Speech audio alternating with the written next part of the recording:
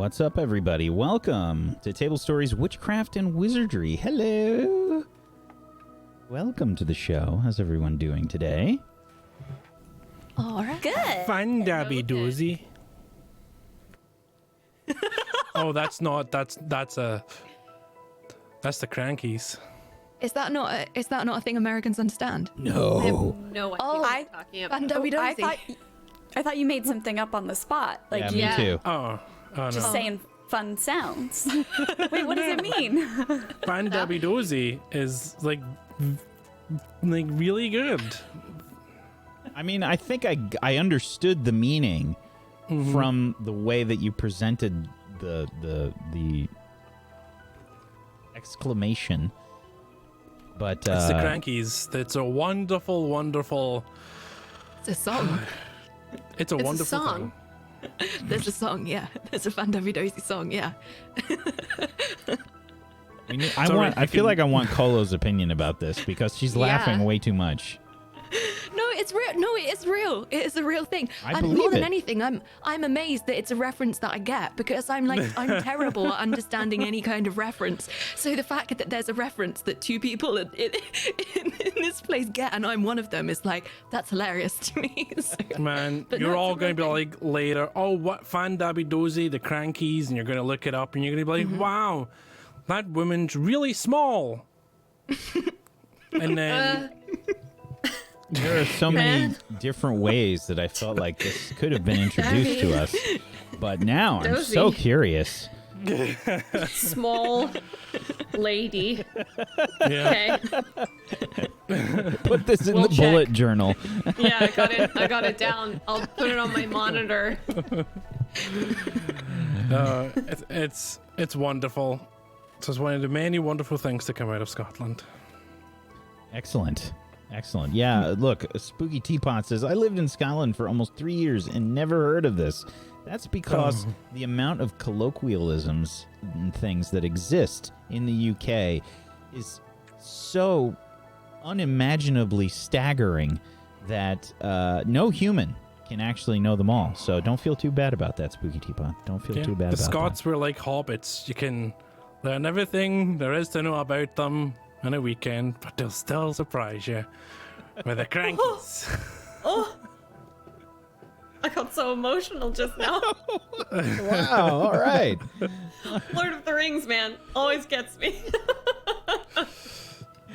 All right, fair enough. Welcome to the show, everybody. If you've never seen the show before, what we do here is we put on robes and we get wands and we cast spells and magic and things because we're playing the TTRPG that I made based on the Harry Potter universe, the Wizarding world. And it's a lot of fun. So thank you so much for joining us.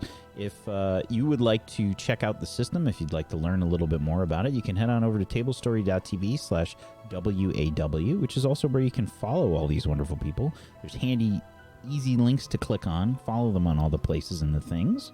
And yeah, we've got a bunch of first years that are here, and we have a lot of fun. It's a good time. It's like 98 to 99% family friendly, and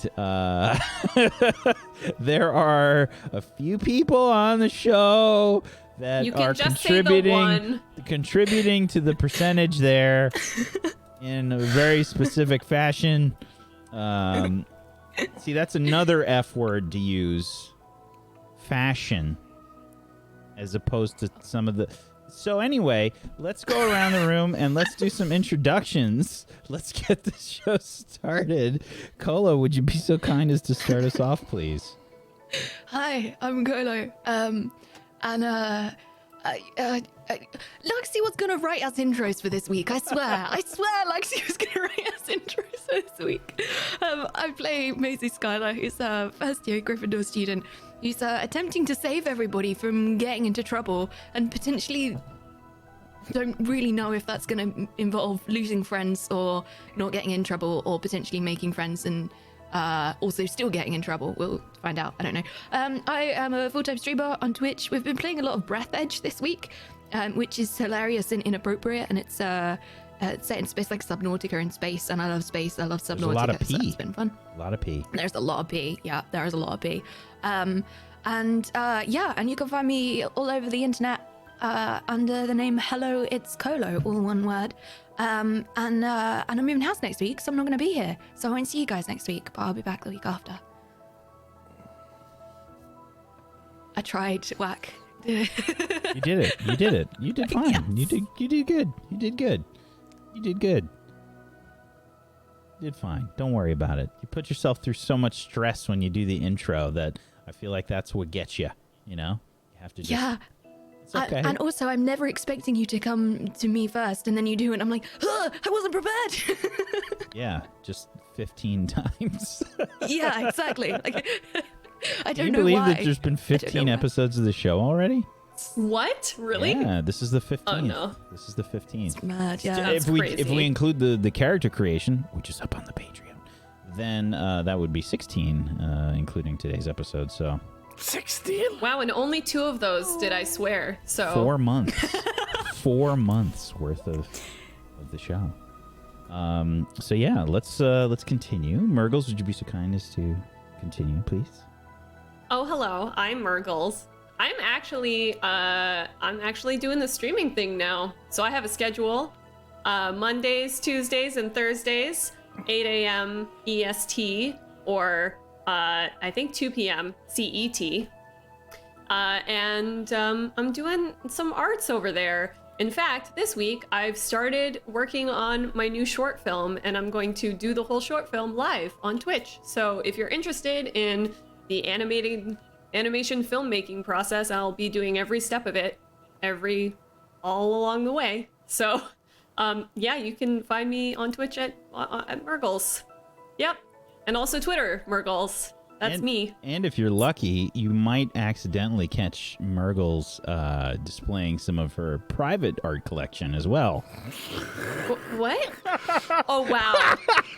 Oh, wow. Okay.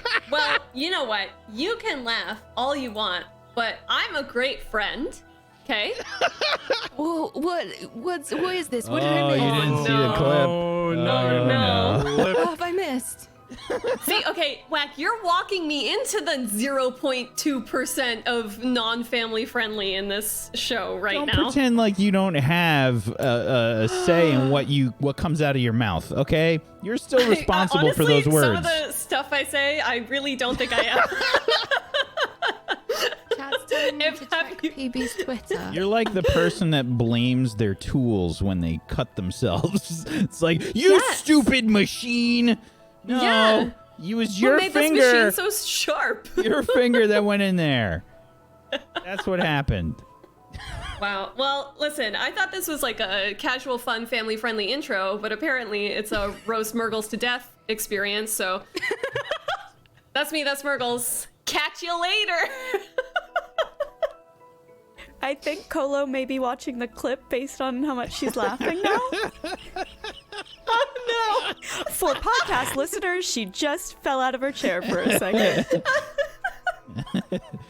The best part is we had a conversation last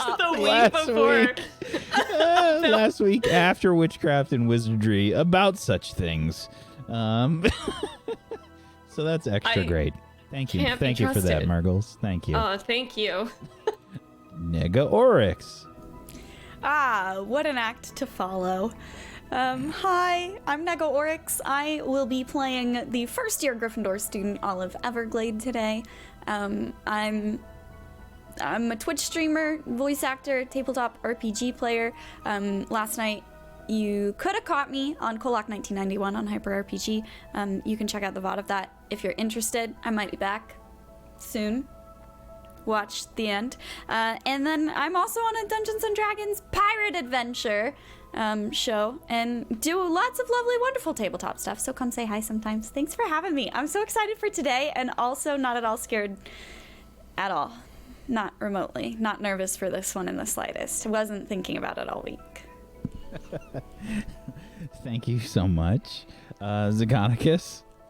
I knew you were clipping. I saw when the light came up on your face, Colo. I knew when it happened. I said it in the chat. Called out.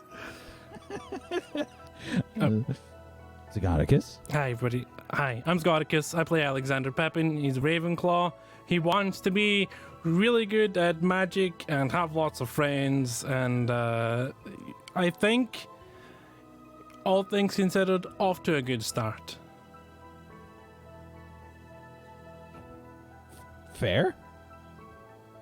Yeah. I was waiting for more there, but okay. I was thinking, should I do more? I was like, you know what, that sounded pretty good there. I'm just going to leave an awkward silence and then let Whack take over. Thanks, buddy. Thank you so much. I have the exact same cup, okay? So I can also sip, and I have a little sippy thing on mine, so let's see if it's better. Wait. I've got a sippy one too. No, oh. Okay, good sippy sounds. Yeah. There you go. Equivalent to sip sounds with or without lid. It's the advertisement for our new sponsor, Big Metal Cups. It's not really, not a sponsor. Big sippy metal cups, baby sippy cups for men, made of metal. So, why don't we get started with the show? I'm Wax Steven. I am your Headmaster of Doom. I'll be dragging the players kicking and screaming through the adventure today. And they have been on quite a little adventure in Hogwarts. They're still only in their second week of school as first years, but they've already got some battle scars. Yeah, we've been on a ghostly adventure thus far, as the players have been investigating things in relation to something called the Vanished Wing. They've met a ghost that has apparently been involved in some kind of strange enchantment that has been going around with various students in the school who have been falling under something or someone's control, and they've been wandering around the school and doing things. It's been very strange. And on the last episode of Witchcraft and Wizardry, the group had encountered some scary tentacle-like plants in the greenhouse. And there was a bit of a scuffle going on as the plants started to choke the life out of Clementine, and Olive luckily came to the rescue, and with her Incendio spell was able to save a bunch of the people in the greenhouse, along with Professor Longbottom and Mrs. Nanny Buckland, the Hogwarts, her official title I'm blanking on right now, but she... Caretaker. Yeah, caretaker, there we go. Groundskeeper. No, that's Hagrid. Groundskeeper and keeper of keys. I'm so wrong. That's what I wanted to say too, but I didn't, because I have control over the word.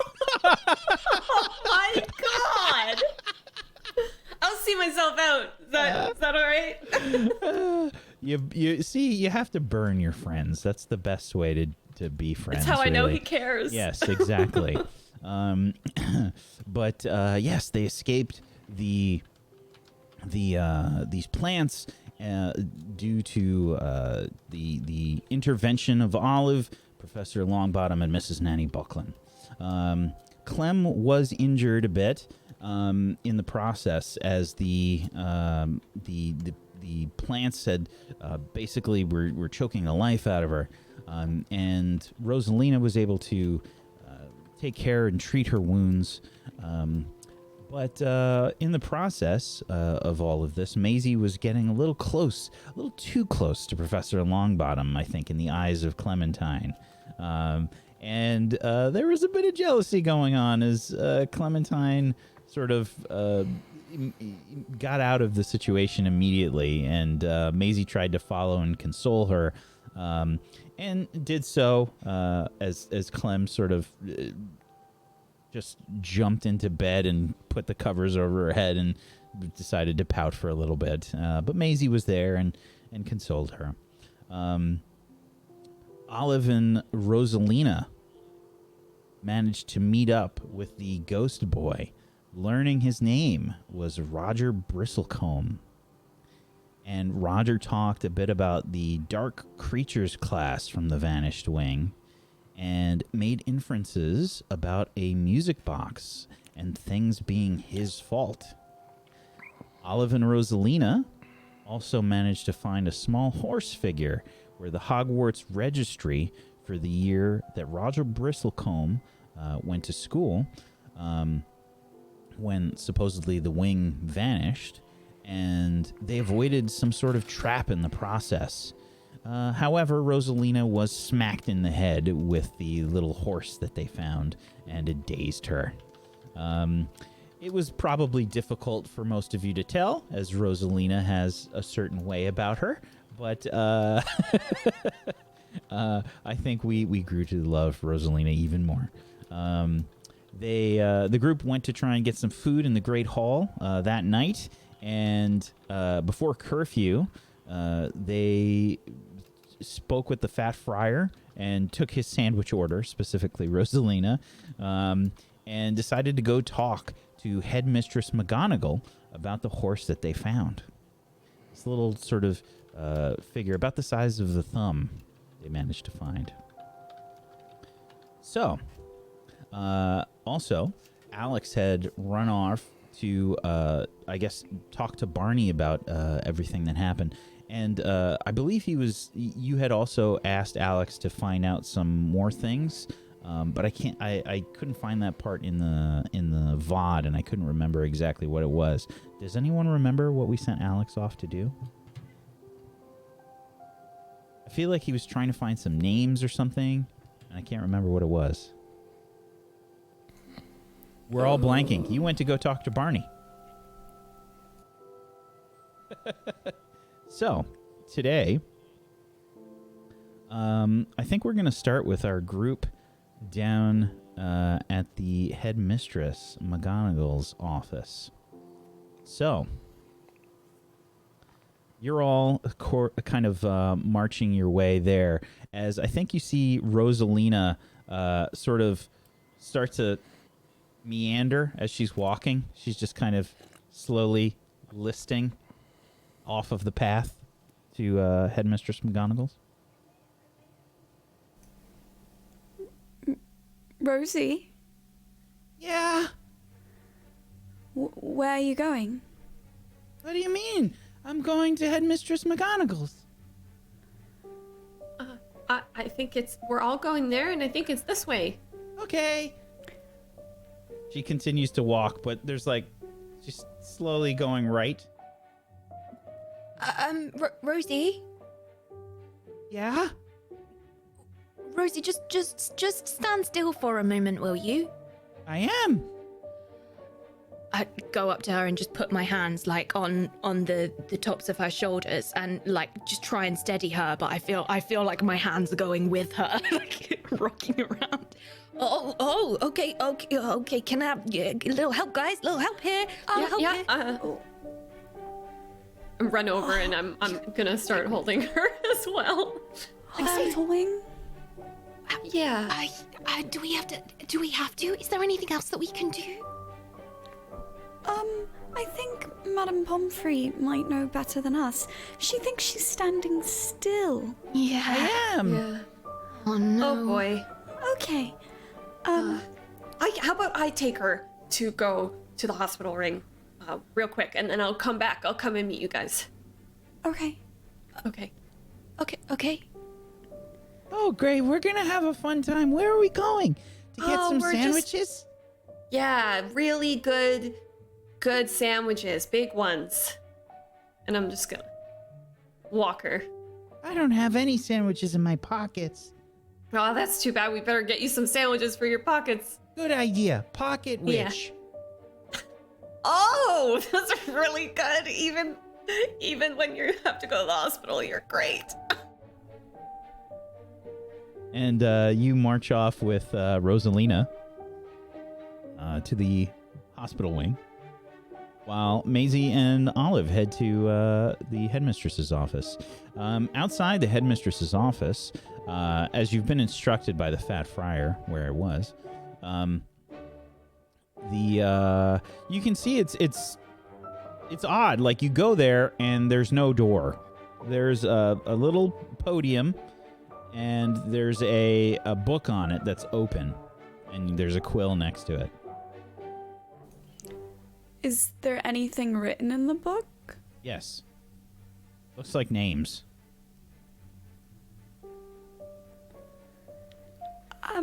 Do you think it's like a waiting list or something, Maisie? Like, do we write our names down and then she'll call us in numbered order? Maybe it's like in case she doesn't want to see us. Maybe it tells us who we are. It tells her who we are, and then she can say no. Well, what if she says no? Okay. No. I think we got this. And I'm gonna pick up the quill and write Olive Everglade, and inside the big O for Olive, I'm gonna do a smiley face. There's that way she knows we're friendly. Yeah, there's also like a column for year. Olive's going to write 2020. Okay. I mean, you can see like the other names that are there. It's like from 1 to 7. I don't think she's looking at that. I think she scanned what information she needed and then just filled out that as she went. Okay.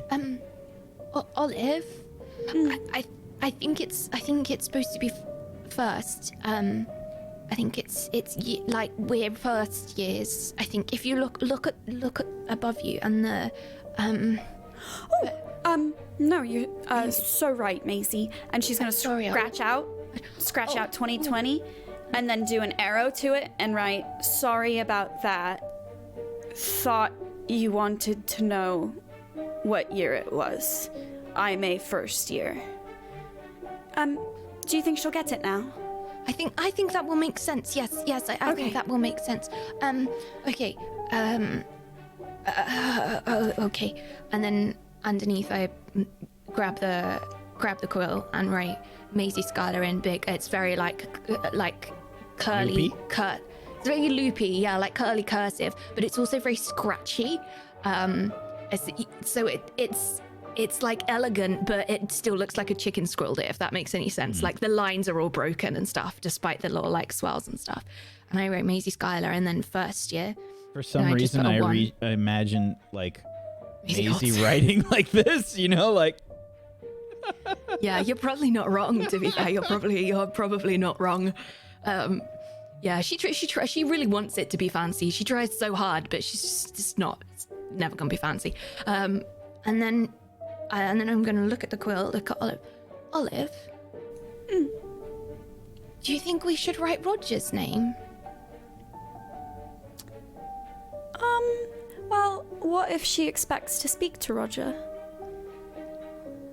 That might be a bit misleading, right? Well, it might, but also she might see the names of 2 first years and think, well, what do they want? But if she sees the name of 2 first years and then the name of somebody that died a lot of years ago, what year would he be in now? Wait, hold on. How long ago was it? 1705. 1705. So what year was he? 315 years ago. He was in 3rd year, so he's a 318th year. 318th year. There we go. Great. Okay. Rod. I don't know how. Here you go. I don't think I tried to do it and then just handed it to Olive. Here you go. 300. Roger. What's his surname?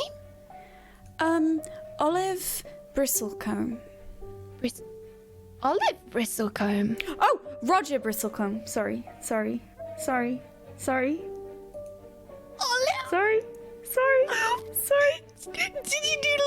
Did you put it in your notebook? No. Mrs. Olive Bristlecombe. No, that's not why I remembered it. No, Maisie. After a few seconds of not writing anything down, you can see that the writing starts to float up from the book and swirl around and go through the wall. Ooh. I guess we don't need to write Roger's name after all. I guess not. And then you hear, "Enter!" And the wall starts to part, and you see a staircase that leads up somewhere into a room. Should we wait for Clem to get back? I would like to, but I think they're going to be a while, and I don't want the door to close, you know? We'll tell the headmistress, that way she could let them in once they're back. Mm-hmm. That's a good idea. Okay. Okay. And I'm gonna Together? walk in. Together. In you go to the headmistress's office. All about you, you can see a very intriguing place. There's a cat that seems to be on a small table off to the side. It's kind of looking at you. It's also ginger. As you walk past, the cat is just staring at you as you start to walk up the steps. Maisie. Look, sorry. It's our third musketeer. It just maybe shouldn't come very close to me. But it's a cat that looks like us. Yes, but I don't want to sneeze all over the cat that looks like us. Oh, okay. I'm gonna go over to the cat and go, "Who's a good little kitty? Oh, Who's a good little ginger kitty?" Under the chin. Yeah, the cat does the thing that cats do where they're trying not to appreciate anything that you're doing with your life. And they're really good at it. This cat in particular is an expert. As you approach and try and like do the little scritch thing, it just sits there staring. Who's a little grumpy kitty? Are you a little grumpy kitty? Yes. Yeah. And Maybe she's it gonna just- try do one of those. Yeah, try and convince the cat. convince the cat. I love it. Isn't that what all interaction with cats are? Trying to convince them to do anything for you? Correct. I have a -12 with my cat. -12 relationship. An 8. Okay. Yeah, when you try to make someone hear you, either through intimidation or conversation, on a 7 to 9, you choose one from the list there. They go along with it for now. There's a slight inclination in the head of the cat as you go for chin scritches.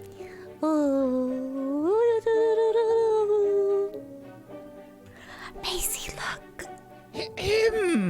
Are you going to spend all night with my cat?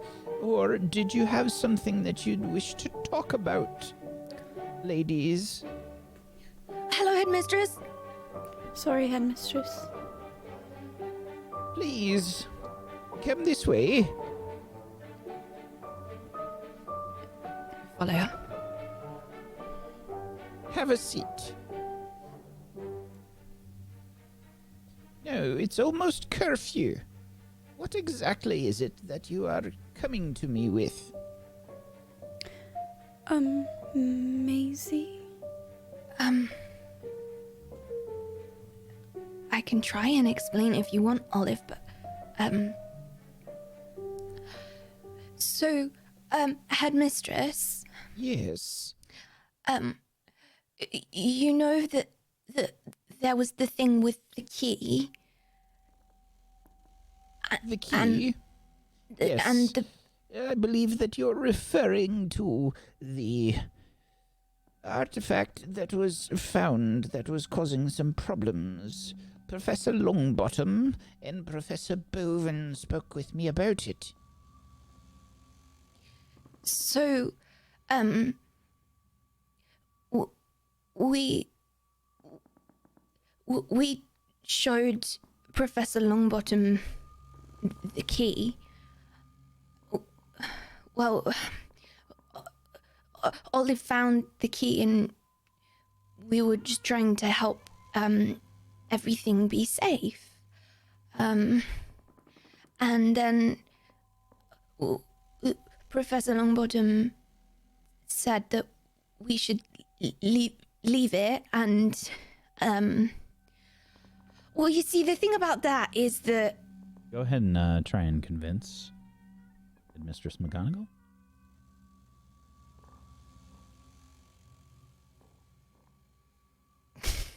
It's a failure. She's, as you're struggling to get the words out, she sort of... Yes, further interference in the activities with the shade. I am well aware of the things that have been going on here. The thing is, Professor, we have some more information for you. Oh, and how did you come upon that? Well, I was in the library and I went to reach for a book on the shelf, and instead of finding it, there was, I think it's part of the key. It's like a little toy did horse. You know? Go ahead and roll to convince Headmistress McGonagal, please, Olive. That's a 10. And where exactly was this? I don't remember exactly. I think it was row 5, third shelf down. Do you remember what the subject was? Oh, yes, it was, the Hogwarts Register, I think it's called. And why were you looking at the register, dear? Well, I was interested to learn more about my family history, as a young witch whose family has been going to Hogwarts for years. I thought, first thing I want to do when I get to Hogwarts is learn more about my parentage and my family. Yes, but, I taught both of your parents. Did you really? Yes, What were they like when they were my transfiguration. age? Well, I have to say that your mother was particularly skilled in transfiguration. However, your father, not so much. Yeah, I would agree with that, Headmistress.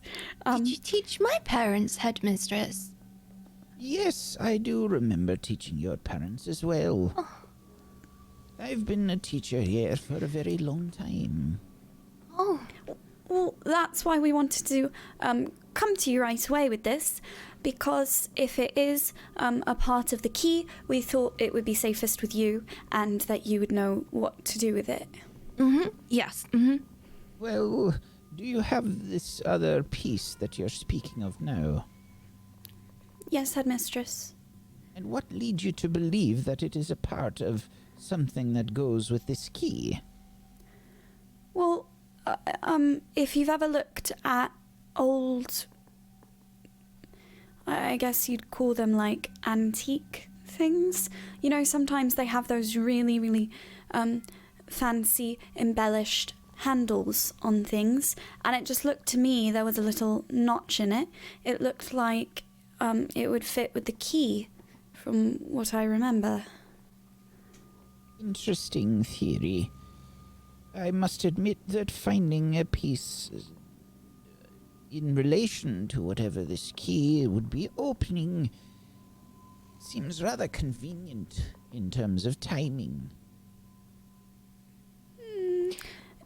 It might seem convenient, but I mean, if something weird is happening at Hogwarts, if a ghost or a shade is up to no good, why would they space things out, you know? It might take a few days for things to be found, but maybe they did all of it all at once when they were causing their mischief or whatever they're doing. You know? Or maybe he's just drawn to Olive. He... The shade is drawn to Olive. Maybe they just want to... I got possessed my first week at Hogwarts, so maybe it's just like bad luck or something from that, like a curse. Bad luck and mischief. Interesting. Now, where is this piece?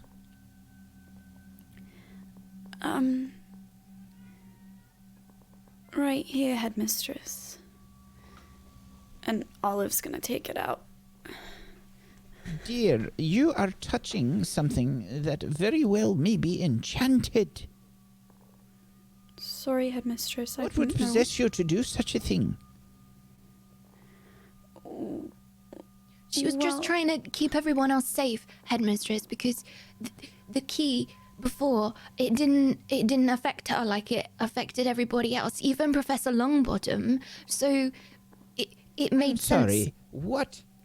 What do you mean affected Professor Longbottom? He got briefly possessed, just a little bit. How do you know this? We were there. We saw it. What happened?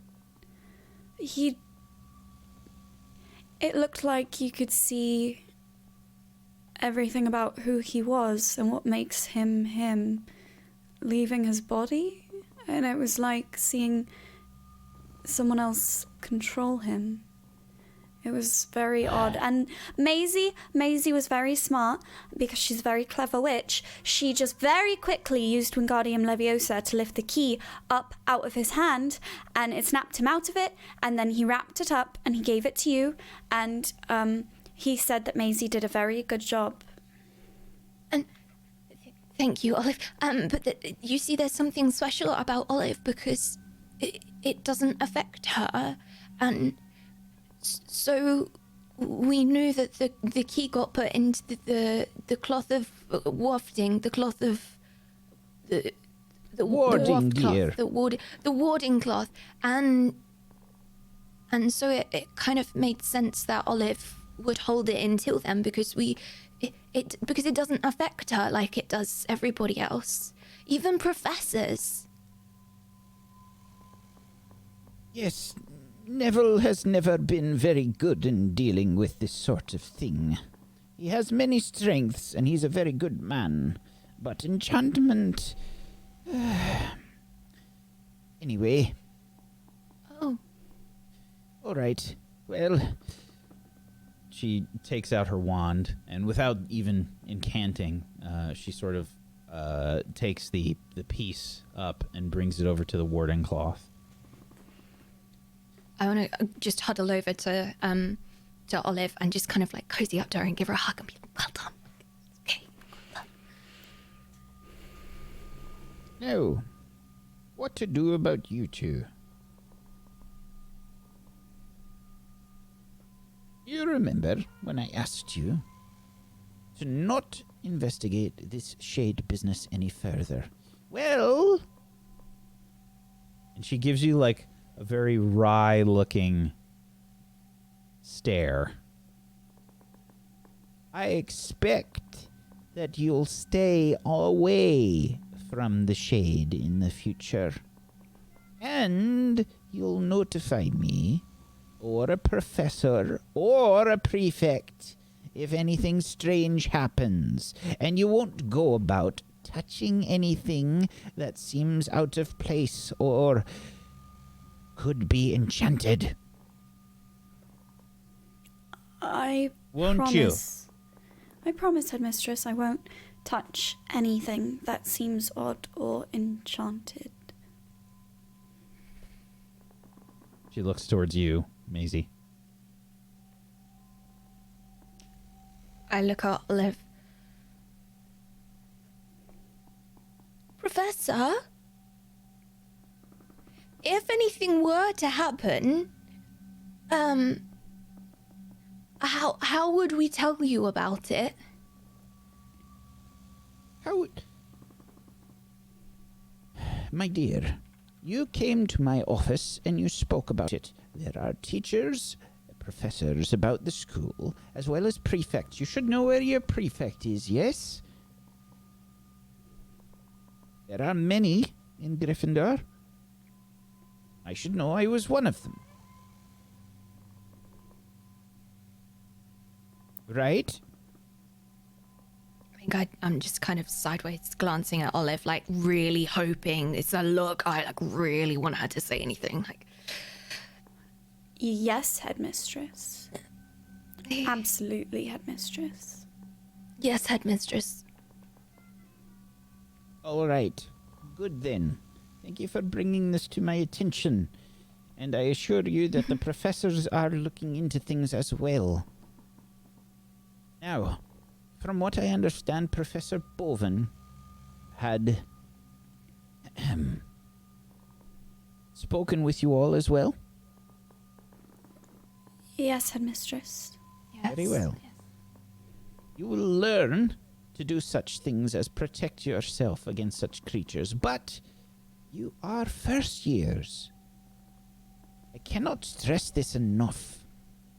You must be careful. As you grow and as you stay here at Hogwarts, you will learn how to defend yourself properly against such things. Now, I have raised many a student that was very eager to get ahead, that was very eager to take risks. And I can assure you, they learned many lessons. But they were very dangerous and foolhardy. So I expect you to take my words to heart. Now, all of you have a good night, and you can tell your friend outside that she doesn't need to speak with me. Curfew is only in 10 minutes.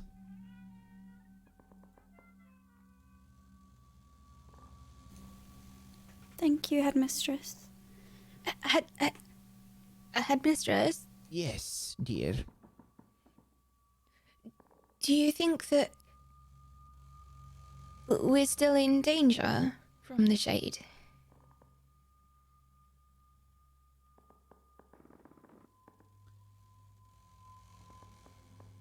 Hogwarts is one of the safest places in the world, dear.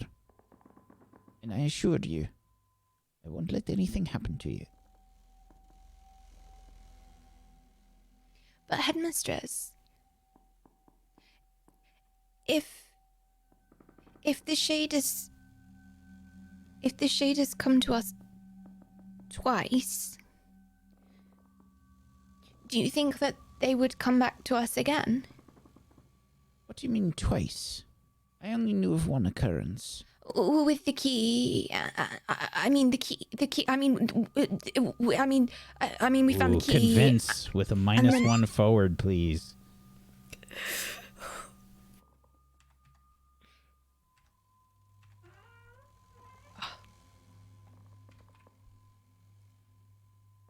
Oh, partial success. I was not expecting that. Okay, an 8. So, choose one from the convince list, please. I think they need proof.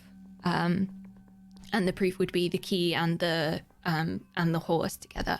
Because once it was the key and once it was the horse, right? Twice, two things.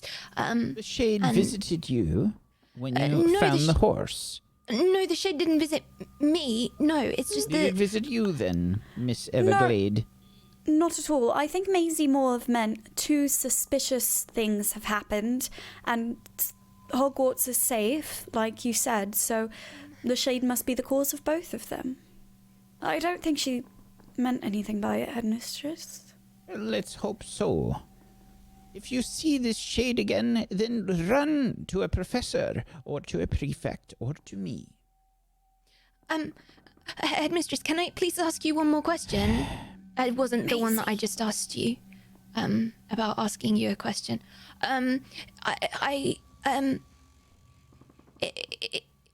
Olive isn't affected by this stuff. Why? I don't know, dear.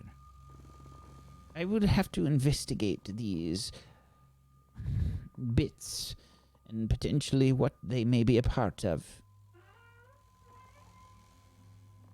Anyway, it's time to go. You have to get back to your dormitory before curfew, or points will be deducted. It's time to get going. Thank you, Headmistress. Good evening. Olive's gonna try to pet the cat again on her way out. Just little head scooches. Maisie Oscar! goes straight for the door. Oscar, make sure you indulge her. You swear you can see the cat sigh.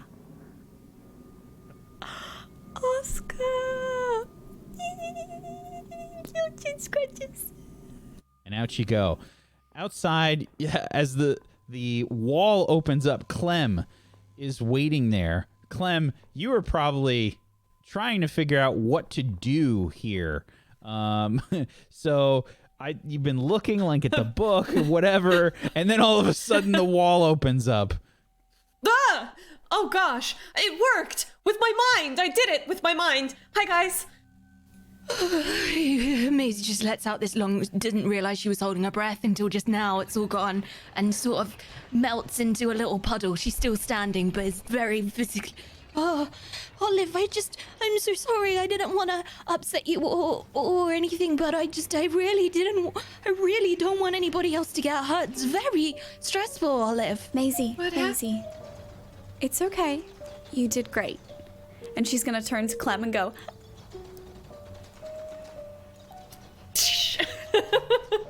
Oh my gosh, I'm so excited. What happened? I missed everything.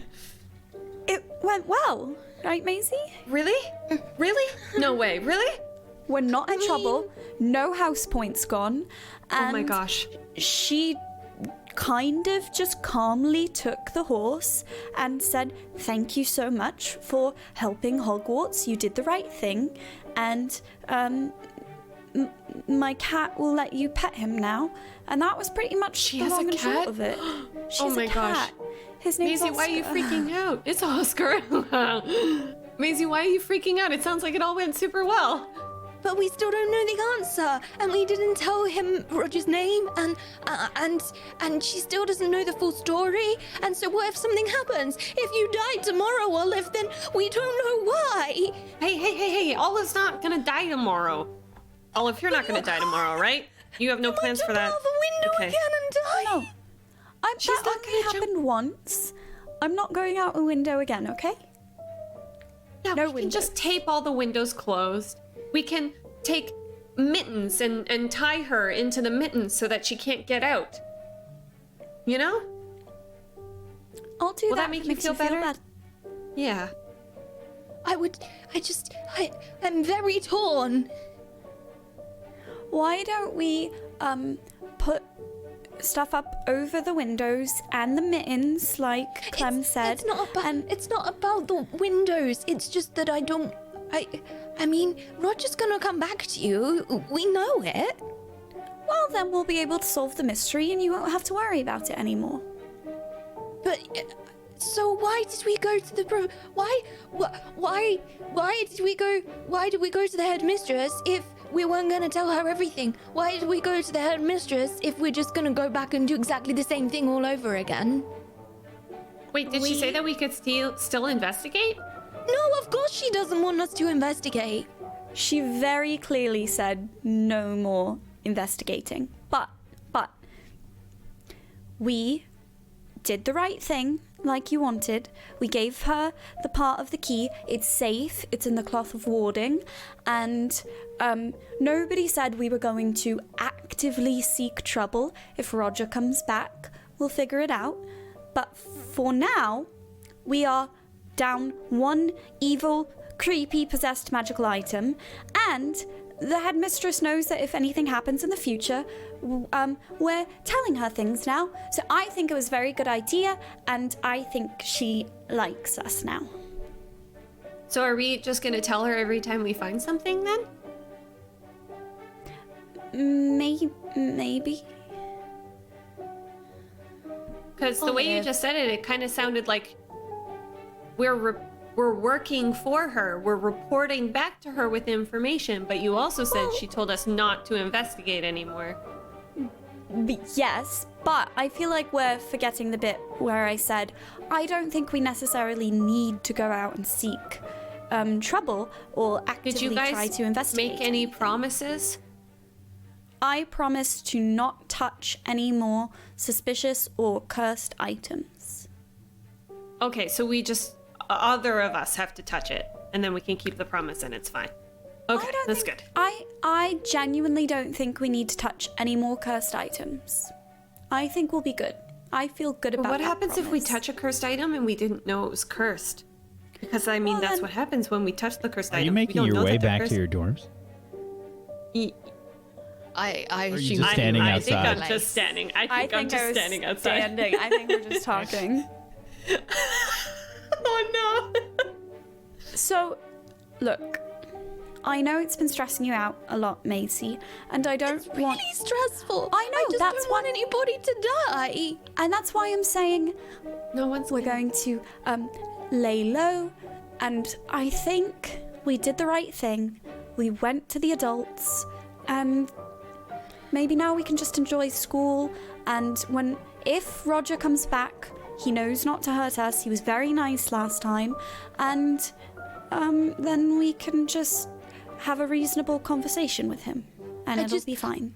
I just don't think that I see the point of what the point was of going to her at all if you were just going to not say anything. And then I think I just storm off, like full on stomped Maisie. the cloak swooshing, gone to the common room. Maisie! Come on, Olive. And I just like start booking after her. I thought it went well. And then she's gonna Maisie. run after them. Come on, calm down. It's okay. Everything's fine. See? Like I am shuffling around as fast as I can to get to there. Sure. I do not want them to catch up to me. Yeah. Go ahead and each of you make a body roll for quick and quiet. Is this in relationship? No.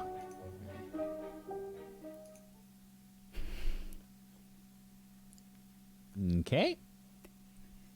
So, Clem is pretty fast. I guess you're used to storming off, Clem, and you just know how to Yes. do it a lot better. It's a skill. You know how to do it a lot better than Maisie at the moment. And you're rushing off. Olive, I think as you're trying to follow them, Olive, you're like start to get out of breath like really quickly. And the last 2 weeks have been a bit hectic, so maybe things are just kind of catching up with you. But Clem, you're quick and quiet. Maisie, you are one or the other. Which are you? I am definitely not quiet. Definitely not quiet. Like goose stepping? There's huffing, there's puffing. I'm in such a frenzy that I'm like huffing and moving my arms and like whacking my arm on a wall and then complaining at the wall for whacking my arm, and like my There's shoes are probably a like a portrait little that bit gets too jostled. And the portrait's like, "Excuse me, young lady, what were you big. hit?" Excuse me, young lady. I am not a young lady. And my parents clearly got me a pair of shoes that were a little bit too big for my feet, so I had a chance to grow into them. So you can see that my feet are like moving around in my shoes, which means I'm shuffling, and there's this heavy like stomp scrapers every single time I am definitely not quiet. But I think the Quidditch practice and the strength of like physical strength means that she's fast. Like she can get there. she's just not going to be very graceful. Sure. So yeah, as you're making your way like up the stairs, Clem, you somehow find a better avenue to take as you get in front of Maisie up the stairs. Olive has been left in the dust, and she's like breathing really heavy. Like you could probably like hear her like at the bottom of the stairs, like. You know, she sounds like she's been has a smoking habit. Emphysema Olive. At 11. Oh, so young. Back in my day. Yeah. So yeah, you get ahead of her, Clem, and Maisie, you're walking up the steps, and suddenly Clem. Maisie. No. Maisie, why are you mad? Because I'm just trying to do the right thing, and Olive didn't tell her anything. She just basically went to give it in, and then she didn't want to tell her anything else. And then Shut up! And I just grab her in a hug. I just yell, "Shut up!" and grab her in a hug. Yeah, I shut up. Most aggressive, just comforting. I'm just holding her tight. Everything's okay. Everything is fine. Nothing is wrong. But she should have told her everything. Otherwise, why did she even go in the first place? Maisie, do you want to go and tell her everything right now? I will go with you. Yes, but I can't do that to Olive. So I'll just This be is mad a at Olive moment. instead. Maisie, this is a moment where you have to decide. As you're talking, there's a gong. There's like a you know, like the old grandfather clock, pendulum type clocks that have that really like loud sort of gong sound. Boom, boom, boom, boom. Okay. It's still going off. Maisie. What are you doing? I'm still. Oh man. I grab Maisie's hand. Maisie, it's curfew now, so we have to go back to the place. We have to go back to the common room. But I'm gonna keep talking to you, okay? And I just start yanking her down the hall. Listen. Up the stairs. You You guys are can't- on the moving Oh, yeah. stairs. Yeah. Yeah. Listen. You can be upset that Olive didn't say everything. You can decide that you wish everything had been said. You can then go and say everything yourself. But if you choose not to say everything yourself, you can't continue being mad at Olive. Olive did what she felt was best, just like you are feeling like you need to do what is best. She went in there with me like she was gonna tell her everything, and then she stood next to me and she didn't say anything apart from give the horse. And Did she say she was going to say everything? no, but otherwise, why would she have come? What would be the point? To get rid of the horse. Maisie, you No, have it's to just- remember she has a crush on Roger. Why would she want to tell McGonagall about Roger? To save him? Maybe. To put him at peace? Maybe. Because the teachers might actually be able to help us? Maybe. Because we don't want Olive to die? Maybe. All I'm saying is you don't know why Maisie didn't say everything. And she probably has a reason. And instead of being mad, we could talk to her and ask her what her reason was. And if you don't think the reason is good enough, we can go back and tell McGonagall everything. How's that?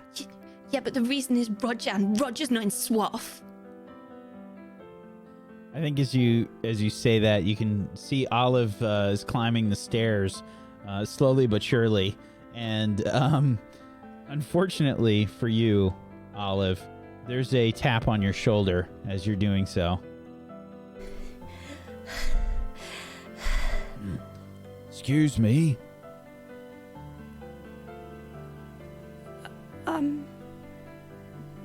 Yes? First year, are you? Yes? You know it's after curfew. Yes, I was just coming from the headmistress's office and now I am on my way back to my dormitory. I just am a little out of shape and it was taking me longer than I expected to climb so many stairs. Where are you now?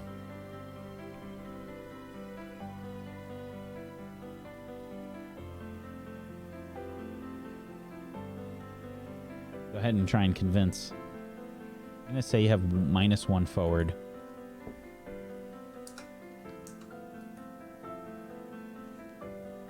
Choose one from the list.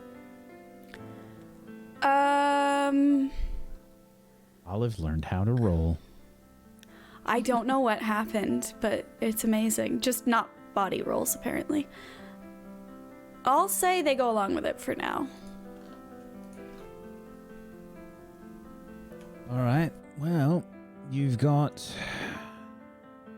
We'll call it... 2 minutes to get up the stairs and get to your common room. Gryffindor, right? Right. Looking at this person, you recognize that this is a prefect by the name of Carlton Hollister, a Ravenclaw prefect.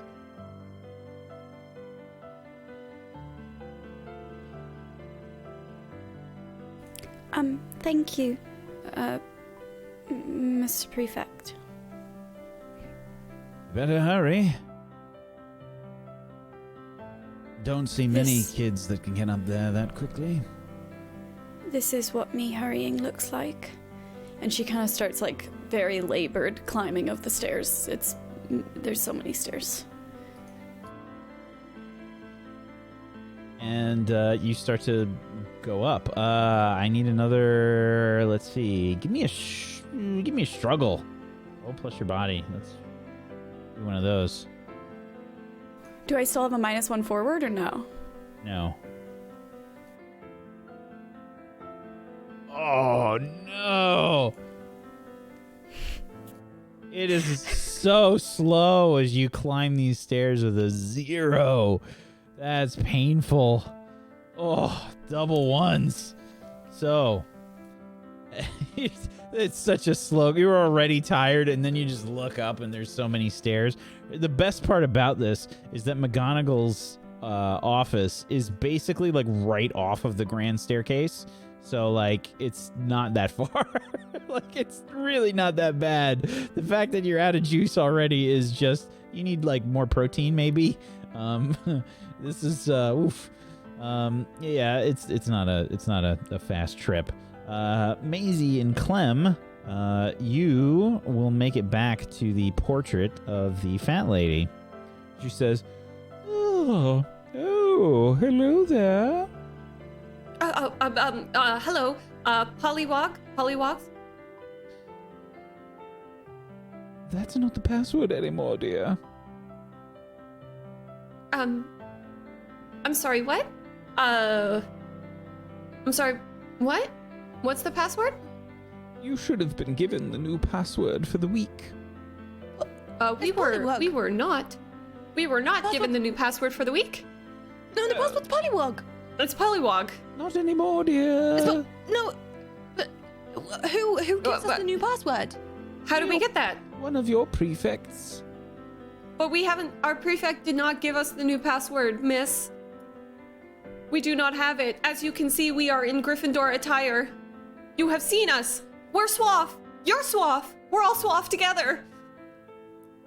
Swaff? Oh, I don't think I have any swaff on me.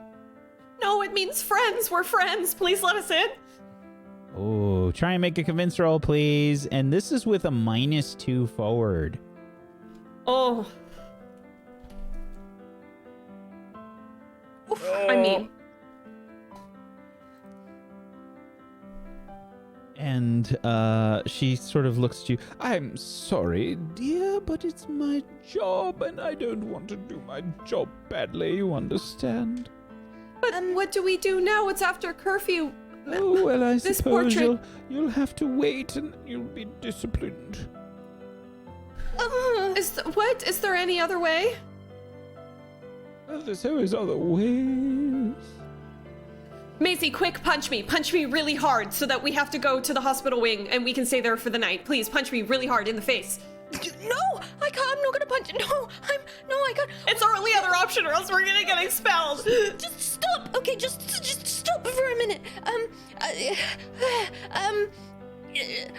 Lovely lady, Lady Magnolis. Oh? Lady Magnolis. Lady Magnolis. I don't know if you remember when we were here before, and we were talking with our friends, and we were looking for some information, and you were so very lovely, and you helped us out, and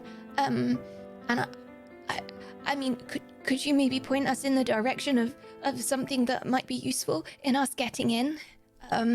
Because I think Lady Magnolis, I think that we're going to be in a lot of trouble, and nobody told us the new password. You can try and convince. You have a -1 forward.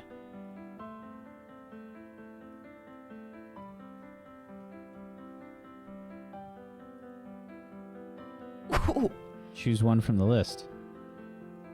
I think they go along with it for now. I don't know why they would be terrified of me. Well, you know, So, yeah. dear, that it is my job to make sure that no one gets into the Gryffindor common room that shouldn't be there. That includes tardy students as well. You wouldn't want to... And she sort of like, you know, in her portrait, she kind of like, she's eyeballing one of the portraits nearby, probably like up and to the right. And she says, You wouldn't, after all, want to fall down the stairs or land in some flowers, perchance? Fall downstairs and land in flowers. Fall flowers, stair flowers. The Fall. flowers. Autumn, fall, Autumn flowers. leaves? Autumn leaves. What is a Well, flower She's in like- autumn? she's like What's she- looking up to the What's she right. looking at? What's she You can looking at? try and notice something for me. Yeah, I'll try. Actually, let me see. Notice or investigate.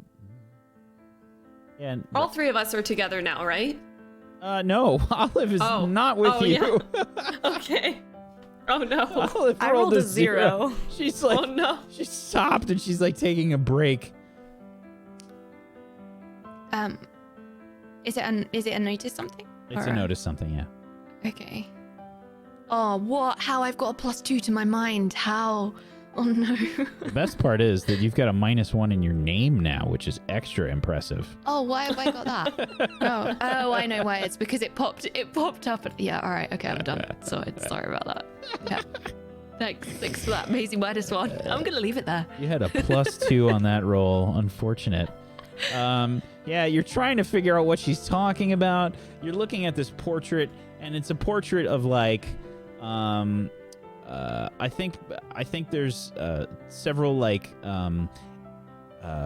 animals. It's a landscape picture. You can see that it looks like there's it's like old timey Quidditch kind of look, except it's not like on the Quidditch pitch. It's like in a field, and there's makeshift rings and stuff. Is there autumn flowers? Ooh, down the stairs into some flowers. Fall, autumn. Is this something to do with seasons, lady? I would never be able to tell you such things. I need to guard the way to the common room. Or maybe I don't guard the way. Or yes, or maybe, Don't you guard. don't. Don't guard falling flowers. I think Maisie's gonna go to the edge of the bit where that she knows the gap is in the portrait that it swings open. Are you? Or maybe she's not guarding the way. Maybe. Are you not guarding the way, lady? Can we sneak in? She like sighs really loudly. Not very good at this, are you? I'm trying. What's in the picture? What do we have? Can in we the have picture? another clue? Are there flowers? It's at this point that Olive, being escorted by a Ravenclaw student that looks older, he's sort of got one hand under your elbow, Olive, and he's says, looks like some more curfew breakers. Olive, Sir, you get the new we were with password? her. That'll be at minus Princess- 15 points for each of you. Sir, we were coming back from McGonagall. We didn't get the password. We were Looks waiting. like Ravenclaw will be taking the lead. Very nice. Oh, you just... That you is just not subtracted fair. Points from us so you get... No, we don't know Did the you hear the password. gong? You're a prefect. One of your prefect I believe friends you didn't heard the tell us gong. The gong rang while we were on our way back from seeing Something Mrs. to bring Professor up McGonagall. with your Gryffindor prefects. Nothing to do with me, however. Sir, we cannot get into our house because we do not know the password. They changed it. Oh, And we do not have the new password. that's And so unfortunate. we- Funnily enough, it was a prefect that was supposed to tell us the new password. If only you Yeah. had made it back to your common room beforehand, you might have had a little time to figure it out. Oh, We will take if this only up we're- with Professor McGonagall. What is your name, sir? My name is Carlton. Yes, Carlton Hollister. So nice to meet you, Carlton Hollister. Smiles. It's so unfortunate it was under these circumstances. And he looks at the fat lady and says, Perhaps you could fetch a prefect to let these students back into their common room past curfew. Oh, very well. Unfortunate ladies. the fat lady like walks off of the portrait. Slowly comes back, and when she does, the frame opens up. And you can see that there is a not so happy person that you know of. I don't know if you've spoken to them yet. Unfortunately for you, it is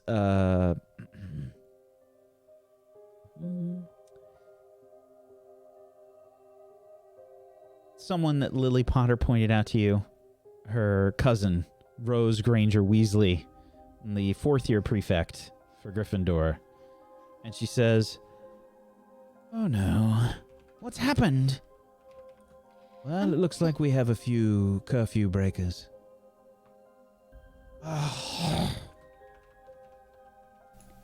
Really, Carlton? It's only a few minutes. And We didn't get the we- password change. We were trying to get in. We were with coming from the Professor- Headmistress's office. Yeah. She What said it makes was sense? alright. She knew it was close to curfew, but she said that it was alright. And then he Look, took some look. points away and said that it was our prefect's fault, which I don't think is very fair. Look, Carlton, please. It was only a few minutes. It's only the second week of school. You know the rules, Granger Weasley. Oh, come off it. Fine. Get inside. She sort of she'll kind of like shove you in. You know, she does the thing where she puts like a hand on your back and kind of gently shoves you back into the room. And she says, "You're such a brat." And she closes the frame, and the fat lady says, "Ooh," as the portrait closes. Thank you, Lady Magnolis. Thank you, lady. Thank you, Miss Granger Weasley. I'm so sorry. We did not want this to happen. I will be writing a letter to Miss Professor McGonagall about that prefect because I feel it is quite unfair that You he won't took be doing points from anything us. of the sort. You were all late. You passed curfew. There's no debating it. Because we were with the headmistress. Out very late. I'm sure she reminded you. just a look of disbelief to the other girls. She didn't remind you? No, she mentioned it. She said she knew it was getting close to curfew, but she's the headmistress of Hogwarts. If she had important enough business with us to keep us until the last minute, you'd think there'd be a little leeway when we've only been here. Rules are rules. You broke them. And we're shy 45 points. Well, maybe if we'd have actually been given a password by a prefect, like a prefect was supposed to do, then that horrible prefect wouldn't have taken away our points. I mean, how are we supposed to know that it changes all the time? There's a note that gets dropped on your pillow. Didn't you see it? No! No. Well, then, it must have disappeared somehow. But we're out the points anyway. Head to bed. And don't stay out so late. I go straight. I I go just Go on. I go straight. straight up Sorry. to bed. Yeah, I go straight to bed. I'm not saying sorry to anyone. I didn't do anything wrong. Maisie, why'd you leave so quickly? I thought you wanted to give her the key. I think I'm like as Olive is talking to me, I've got I'm turning my back on her and making myself very busy doing whatever it is in the other direction, so I don't have to look at her. I'm just getting ready for bed and like putting my things away. But Wait, whatever it is, I'm very busy ignoring her. Maisie, the only reason I even went to the headmistress to give away the key was because I just wanted to make you happy, and now you don't seem happy, and I don't understand what went wrong. I just don't know what the point was if you weren't going to tell her everything, that's all. I just don't know what the point in you even saying yes was if all you were going to do is say, oh, here's an object and nothing happened, and by the way, I'm just going to go and jump out of a window again or something like that, Olive. Well, you didn't say that you wanted to tell her everything, and I didn't want us to get yelled at or in trouble. I just thought that you wanted us to be safe from the key, and I didn't know that that's what you wanted. I'm sorry, Maisie. I wanted us to be safe from everything, Olive, and that means telling the headmistress everything, and I said that. And everybody said no, and then you said, okay, Maisie, that's a good idea, Maisie, and then we went, and then we got there, and then you looked at me like I was breaking all of the rules of friendship by trying to keep you safe, when actually I just want to make sure that you're okay. Would it make you feel better if we went back to her and told her everything? Well, wouldn't she then just be mad at us now because we didn't tell her the first time? And besides, what about Roger? You can blame me for it. You can tell her that I was the one who didn't want to say anything. I didn't mean to upset you, Maisie. I thought that that was what you wanted, and I'm sorry that I didn't say more. But you being upset is more important to me than what the headmistress knows. And I'd rather have her mad at me than you mad at me. So if that's what's important to you in Swath, then we'll go back, okay? It's not even about being mad, it's just being alive, Olive, don't you understand?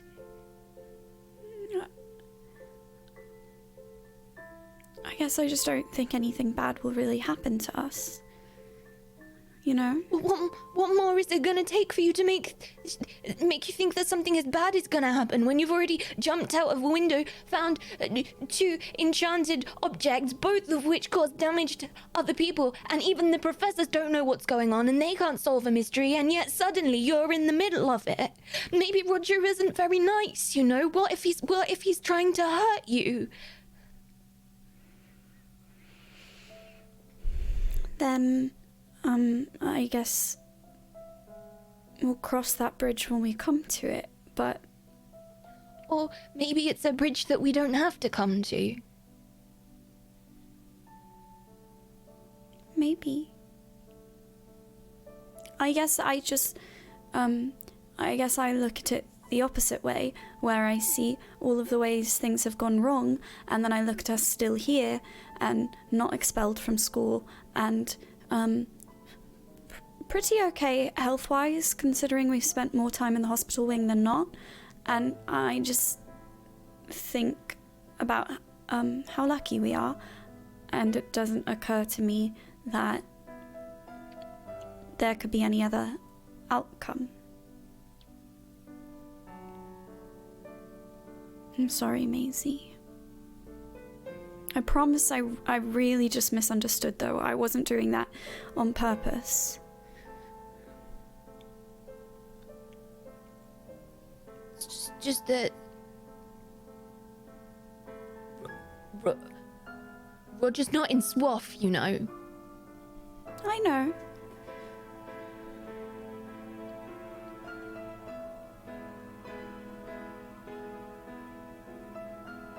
Good. Can I give you a hug, Maisie?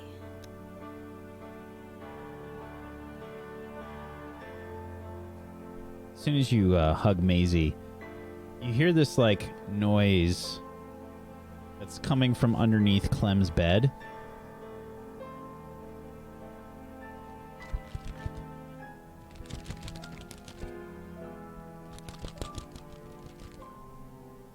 I go to look.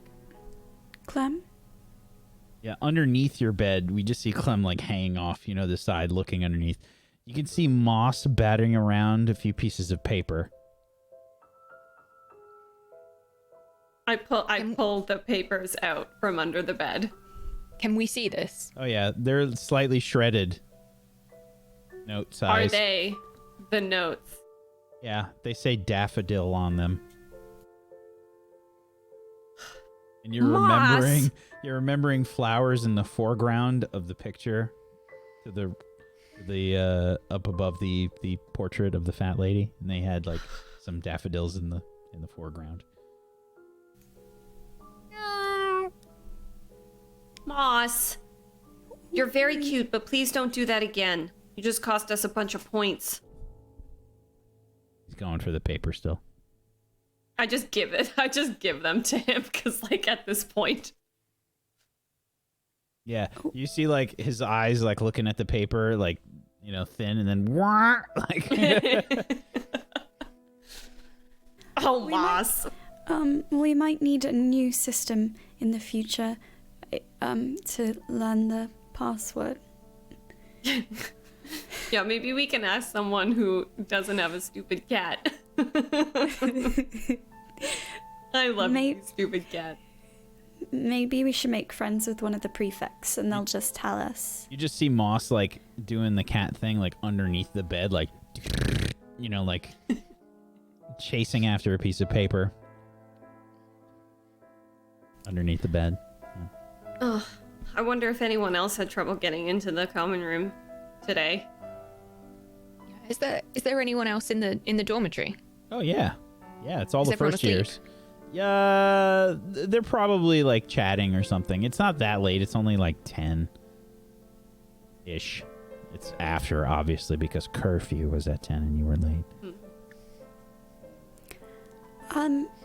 Maybe we could just do something normal tonight and study or play a game together or something. Oh, is my phone still completely broken? I imagine. Your phone Did I wasn't break broken, but it wasn't like having a good signal. Right. Yeah. You can take out your phone and check. I take out my phone and I want to see if there are any movies on it. Oh. Let's see. We need to roll for this. Yeah. Definitely need to roll. Let's see. Give me...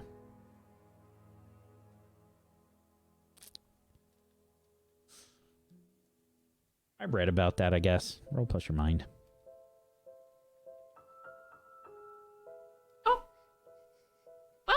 Yeah, you turn on the phone and then you just realize that there's no movies on it.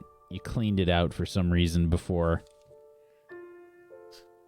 Okay. It's like I all just on Netflix. quietly put my phone back in my pocket and go back to having no ideas.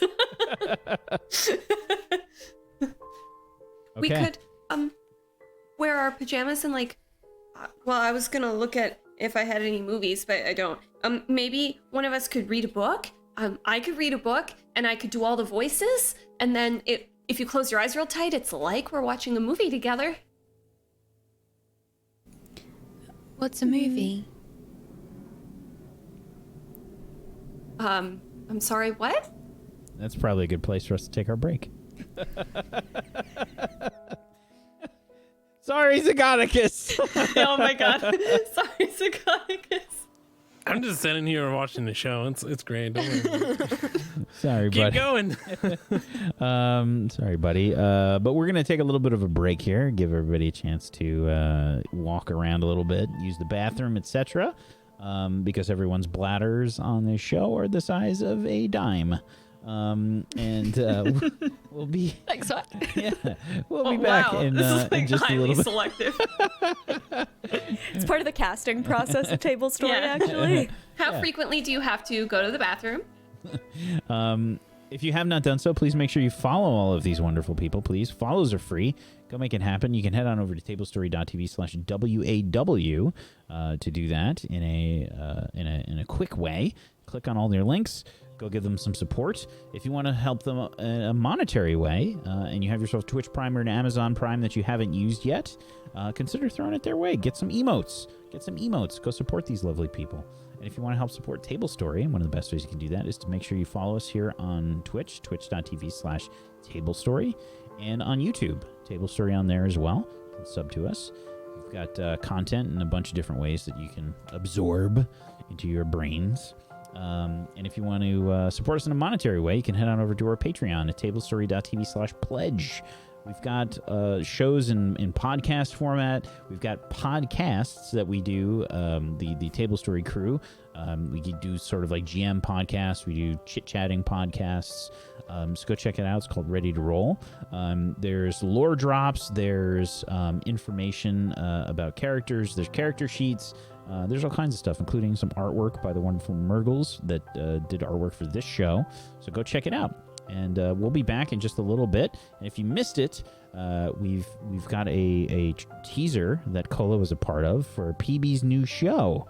But I'm not playing that one. I'm playing the cast one. Bye. We'll be back in a little bit.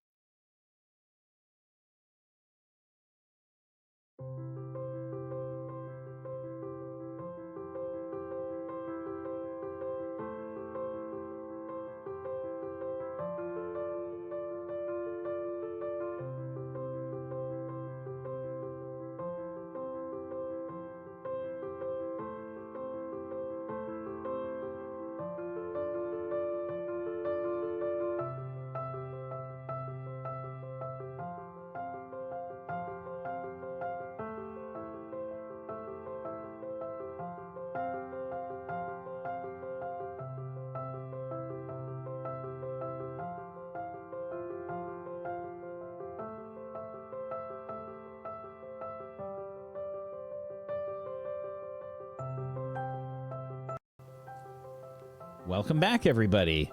Welcome back to Table Stories, Witchcraft, and Wizardry. We hope you've had a chance to pee. We did. All of us peed. That's what we do on breaks. Welcome back. We return. I think we're going to join the characters the morning of the next day. It's breakfast time. And I would like each of you to roll me just a 2d6. Just roll me a 2d6, please.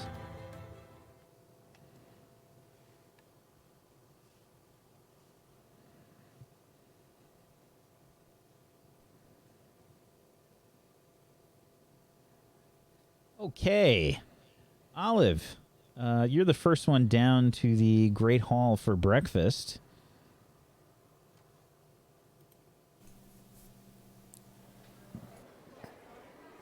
People are actively getting their morning proper English breakfast. Beans and all. I'm just loading up the most massive plate of beans and toast. And it's like every time she adds another little slice of like hot buttered toast to the plate, she kind of looks like she's about to grab it and then looks at a serving platter and goes, well, go on then. And we'll like grab another one and like add a little bit more and a little bit more before she starts eating. And I imagine she kind of gives it a minute and looks up and down the table and waits to see if anyone's coming and waits and kind of pokes at the beans and realizes they're going to go cold and then like bear paws the whole thing into her face with like under 60 seconds flat. Sure. Ham fisting toast and beans. Shortly thereafter, Maisie arrives next. School books kind of piled up.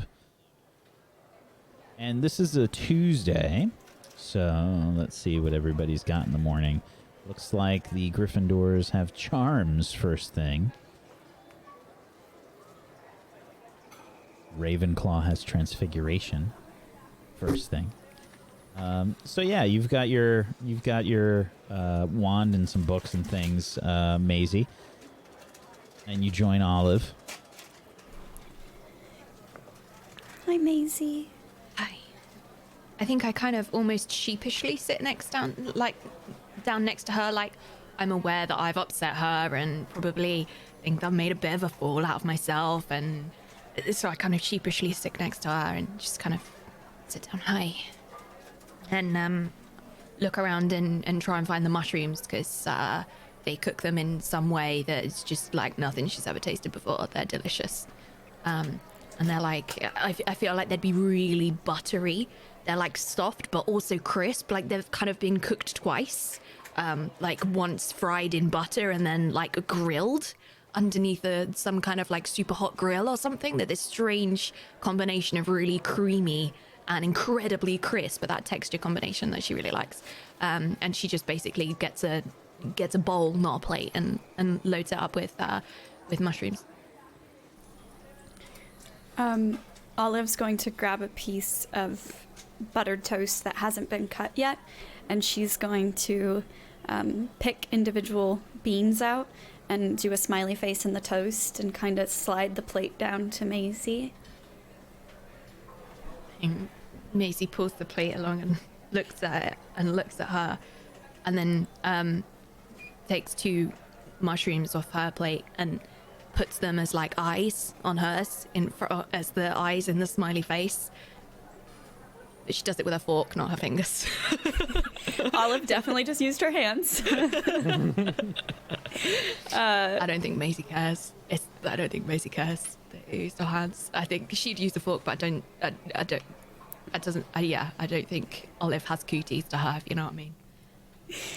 Pretty much as soon as I see this happen, it's like any type of breakfast food she can get her hands on, she wants to incorporate into this little face. So then it's like finding halved cherry tomatoes and like one for a little nose and maybe like bacon strips for long hair and kind of passing the plate back and forth. hash browns as the like triangles for like eyebrows. It's like two really angry looking eyebrows, but there's nothing else better to use. So. Maybe this is what the Swaff mascot could look like. Made out of food? We can move it and put him on a waffle, and then he'd be a swaffle. Rosie would be so happy about this. We'll show being a her mascot. whenever she's back. Yeah. It's about this time that that Clem, Alex, and Barney walk in. Oh gosh, I could totally go for some pea-meal bacon. Let me tell ya. What kind of a bacon? Pea-meal. I don't know what that is. Pea-meal bacon? No? Canadian bacon? They make the bacon. Is it different pig? Yeah, it's Canadian pigs. That makes But it's better. Canadian pigs are better than all other pigs. Pea-meal bacon's good. Why are they better? Have you guys not had pea-meal bacon? No? Can I Hay-mail. conjure pea-meal bacon Hay-mail. with my thoughts? If it's bacon, it can't really be bad, can it? Hey, mate. It's a good point. Whack, can I get pea-meal bacon on the table just by thinking about it? I don't think so. Okay. You may have to put in a special request or something. Okay. Rosie has friends in the kitchens, right? Maybe Rosie could help. Okay. Oh, we still need Do to they get have a any sandwich craft dinner? for the fat fryer. Why do we need yeah. sandwiches for the fat fryer? Oh, Alex, was so we long have ago. so much to catch up on. Yeah. More to catch up on. I spent all last night catching up on classwork that I missed yesterday, and Not classwork, swath business. oh, can I have some breakfast first? My brain's not awake yet, and normally food will wake up. If you want to contribute to the swaffle, Maisie and I were decorating a little swaff mascot. It would have been perfect if it could have a pea-meal bacon turtleneck, but See, I Next keep time. thinking you're saying female bacon, and I'm like, I don't. I thought that too. Oh, okay. I thought it was just sleepy Female. brain. No, that makes me feel a lot Pea-meal. better. I can hear it Pea- like a pay pea mail, meal? like somebody's put a galleon in an envelope or something. like pea-meal. A pea meal? meal? Like Like a doesn't sound pea very appetizing. and a oh, meal. well, why? What have peas got to do with bacon? It's Seems is like it the I don't May? know. opposite. Yeah, it really they- is. The peas are the I opposite find of bacon. Wait, do they feed the pigs peas? I One's actually have round no and idea. Small, and then it's not meat, and then bacon is like long and thick and in the strips. But yeah, pea-meal bacon is like round and it's got like cornmeal on it. And it's You it's mean thick. like a breaded ham? a bready ham? Like a breaded ham, like it's like ham, but then it's got bread on the outside of it, Oh, breaded ham? like breadcrumbs. Yeah. Maybe, but I don't think it's ham. Can it's you a pass different the part. sausage, please? Yeah, I pass. Just pass the sausage. It's like 4 sausages he had piled up. That's right. Barney puts down his wand and starts digging in. His mouth squirreling away. Okay. Right, a speed a bit of bacon. One damage. Yeah, I'm just shoveling my mouth with food now. Okay, so we have to catch Alex up on everything that happened. So I mean, I I almost died. Olive, because I mean, you'll just say what you think is right to say, so I'd rather just let you do that, and then I'll know what to say. What's that mean? We went to the headmistress's office yesterday, and I didn't tell her everything that was going on. I just gave her the horse and then told her we wouldn't touch any more cursed objects. And I already told her, like, a lot of what was going on. did you tell her everything? I told her there was... I'm pretty sure I told her there was a ghost boy, and then there was a shade trying to eat the ghost boy. And I think I told her... I don't remember if I told her about the music and the whispers, or if I found that out afterwards. I think I did tell her that. But I told her, like, lots of stuff because she was kind of scary, and it felt like she would... It felt like the safe thing to do was to tell her lots of stuff, but I didn't say me and my friends have been looking at this stuff, because we haven't really been, when you think about it. The stuff's just kind of been happening, and we've been kind of dealing with our situation as best we can, and then, well, it looks like you went and reported back again, so I think we're kind of doing the right thing. Yeah, it sounds What like she else knew did you everything find out? already. Maisie, don't Yeah, worry. like- See, she already knew everything. I don't think... We haven't left out anything really, have we? Because we don't know all that much when you think about it. I think I mentioned the Vanished Ring as well. I think Well- I mentioned most stuff. This time, I didn't mention that Rosie and I had just seen the ghost the other day, and that we had learned his name, and that You learned that his name? happened. His name's Roger, and we found that out the same time that we found the bit of the key. I found a little horse, and it looks like it connects to the key. So we gave it to Headmistress McGonagal, but I didn't tell her that we were there to try to talk to the ghost boy. Why a horse? I don't know. It almost looks like... Isn't that a clue? It looks like something on a carousel a little bit, in the sense that, like, there's a bit sticking out of it, and I don't know if that's like a reference Like to a inside the carousel. music box? Because now music boxes have things that turn. I think Oh. it probably goes into the music box. Maybe Do you it's guys part of have the horses decoration. in No, your sometimes... music boxes? Well, sometimes it's like opens the music ballerinas box. and stuff, and... Yeah, I know the ballerina kind, but I don't know the horse kind. Like, it might be like a little carousel in it or something, or a big carousel, or maybe it is just a horse and it goes up and down.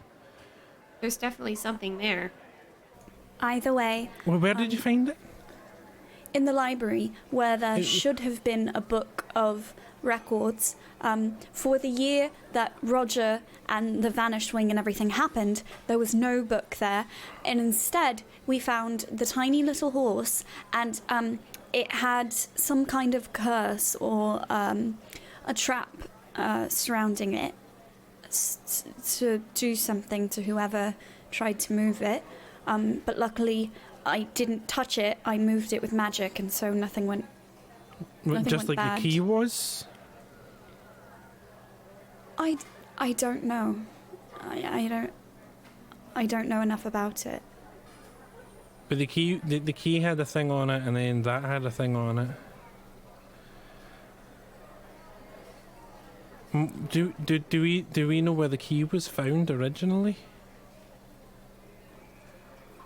Was it in the library as well? You know, Ray, that older student, had it on them after being possessed, and they didn't remember when we spoke. Didn't remember how it was in her hand when she woke up. Well, Wait, why would Then why wasn't would there another student that got What about possessed? Wouldn't they have Sebastian? something else too? Sebastian. Sebastian would have something, maybe. Maybe, he does have- knows. Maybe. Wait, Well, honestly, hold on. Are we still investigating? oh no. No, We're not supposed to, right? No, we don't have to. We were just filling Alexander in, and we came to a conclusion in the course of talking about it, but we don't have to go talk to Sebastian. What if we put ourselves in the position where Sebastian has to talk to us? That's still investigating, you guys. No, it's not. Because if we're just standing there in the hallway or something and then he happens to fall or whatever, and we're there to help him, and then we can just be like, oh my gosh, I remember when you got you possessed. Are you okay? And then he will talk to us, and then we can go straight to McGonagall and be like, listen to what Sebastian said. We didn't ask for this. He just told us for some reason. Clem, I think that's a bit bending the truth, and the only way I know that is because that sounds like something I would say. And that's how I usually make I'm just trying to be honest. That seems very convenient, and I'm trying to be better about this because Maisie's very upset. So in all honesty, I think that's cheating if we're trying not to investigate. Yeah, we need to find some and I don't way want to get expelled. Yeah, we need to find some way halfway in between so that we're sort of still finding out what's going on, but without breaking the rules too much because, well, Maisie's a member of SWAF and everyone gets an equal vote, so we need to do Maisie's a little bit, just only looking- a little bit. I've got a just looking better... at Olive like she's just finished running a marathon, and Olive is standing there with like a beautiful plate of food of like everything that she's ever possibly wanted. Like that's the look that Maisie is giving Olive right now. What if I wanted to write a book about this whole incident? I think that would sell very well. I think that's probably a good idea, but I didn't know you wanted to be a writer. I don't. Well, I have lots of things that I kind of want to try out. Maybe being a writer, or maybe being like an investigative journalist, or maybe an author, or Alex, like all Alex, of you're a those at genius. once. You're a genius. Write a book about it. Put it in the library. Maybe the ghost boy who goes to the library all the time will find it and read it. And he'll be like, oh, this is not correct. And then he'll add something or something. Maybe we write the information about the book that we can't find in the library. We write a fake book. Well, it's not fake. It's based on eyewitness testimony. We write a real fake book or a fake real book, and then, No, this plan is already gone. I was mostly thinking then you librarian can would just help find me it. because that's a good thing. And if I'm investigating for my book and not any other purpose, finding out what's happening is for my book and not for any shades. I mean, look, I think we just need to make a decision about whether we're gonna continue investigating or not, because I think it would be very dangerous to say, oh, look at us, we're not doing anything anymore, and then suddenly just do it anyway. Yeah. And pretend, like, at least it should be a decision. Well, if I don't find out She's still in hospital. what happened to Rosie. She's probably sleeping in a little bit.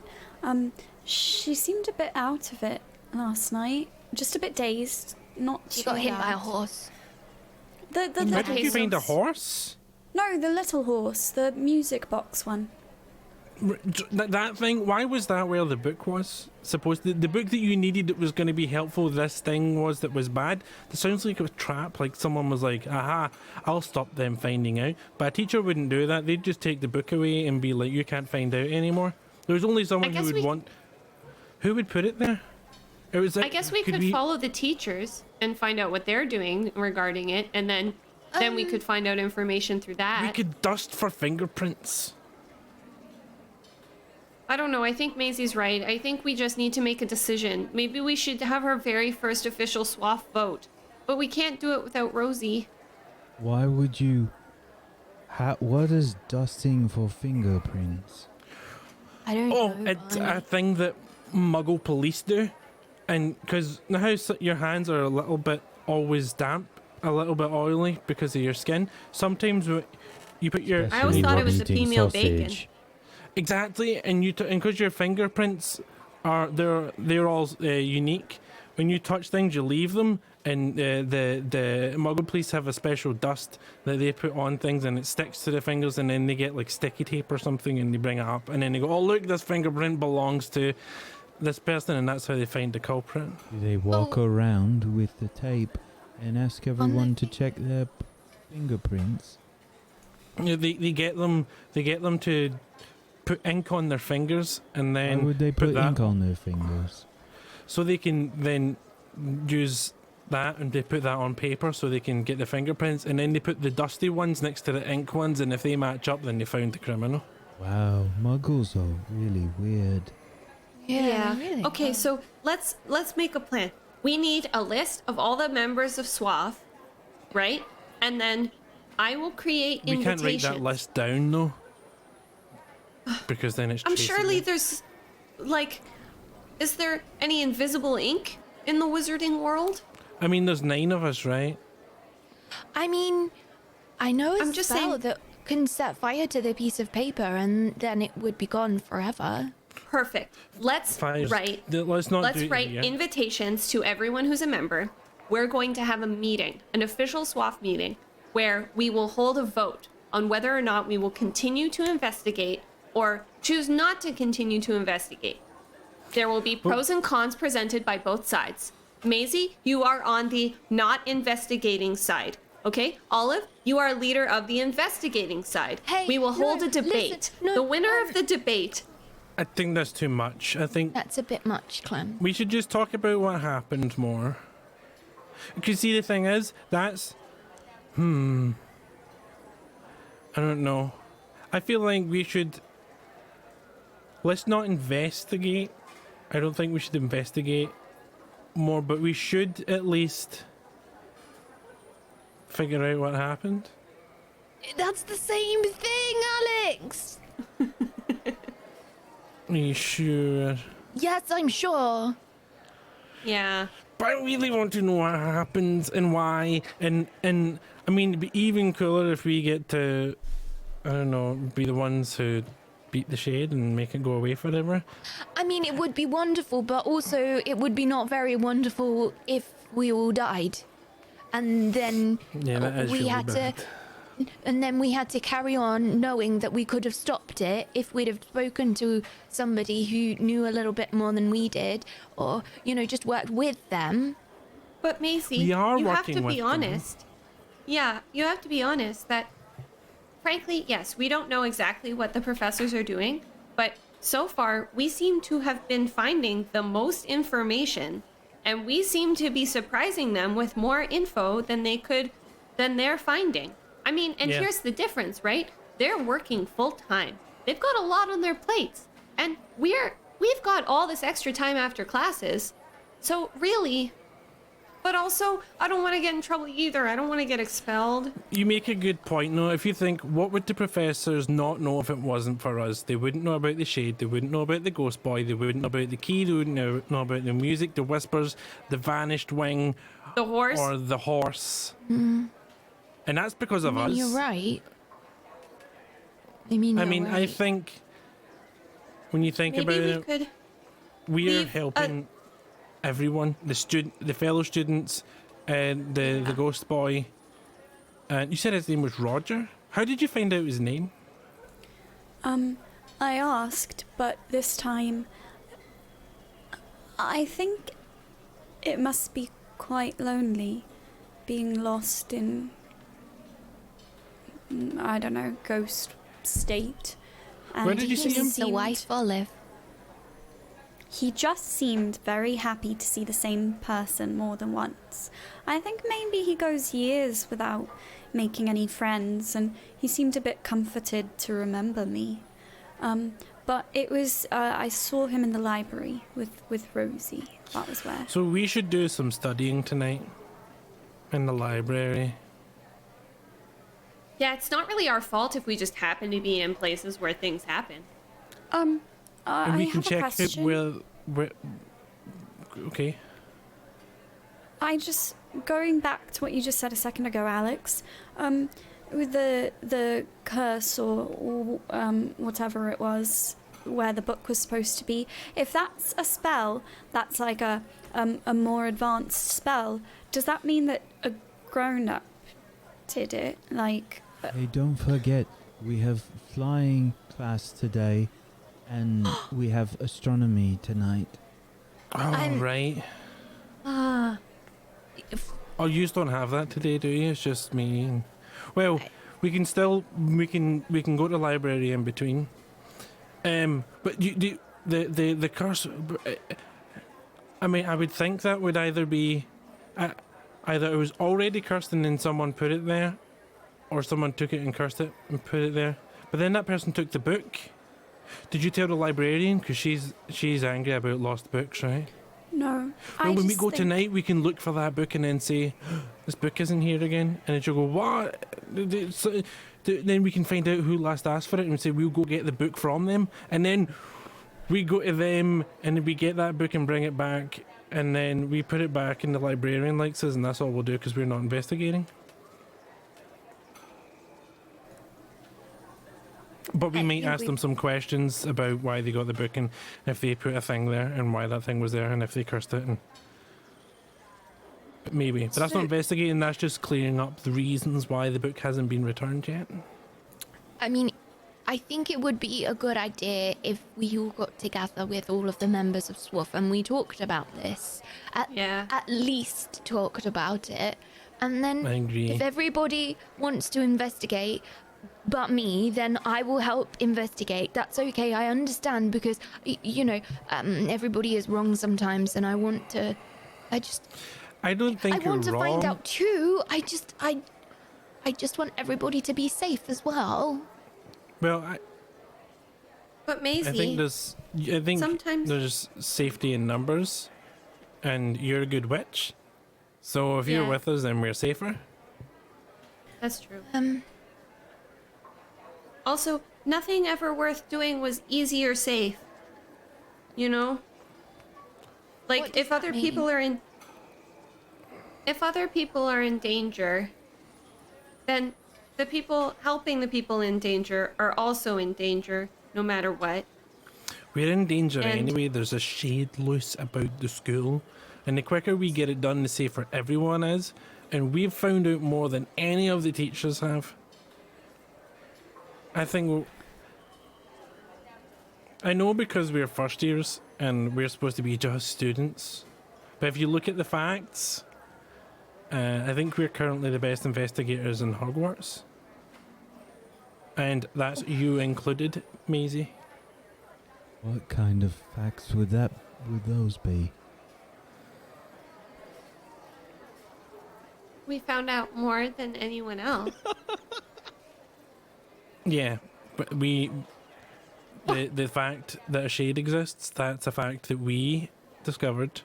The fact there's a ghost boy, the fact that his name's Roger.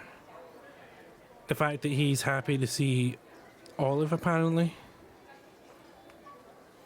That sounded wrong. I didn't.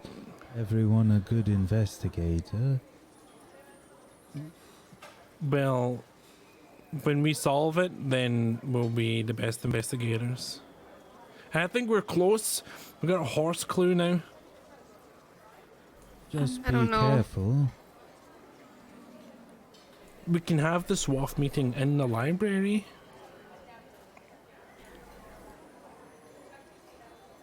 Maybe What if we're just like, in all of Hogwarts history, we're the most troublemakingest troublemakers?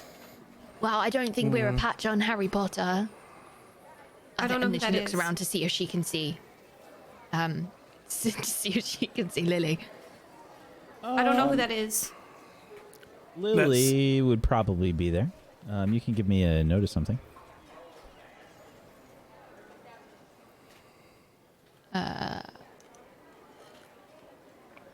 Partial success. Okay, a 9.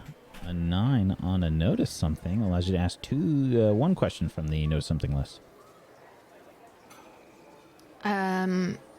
Is there anyone or anything sneaking around? I just want to know if she's here, if I can see her.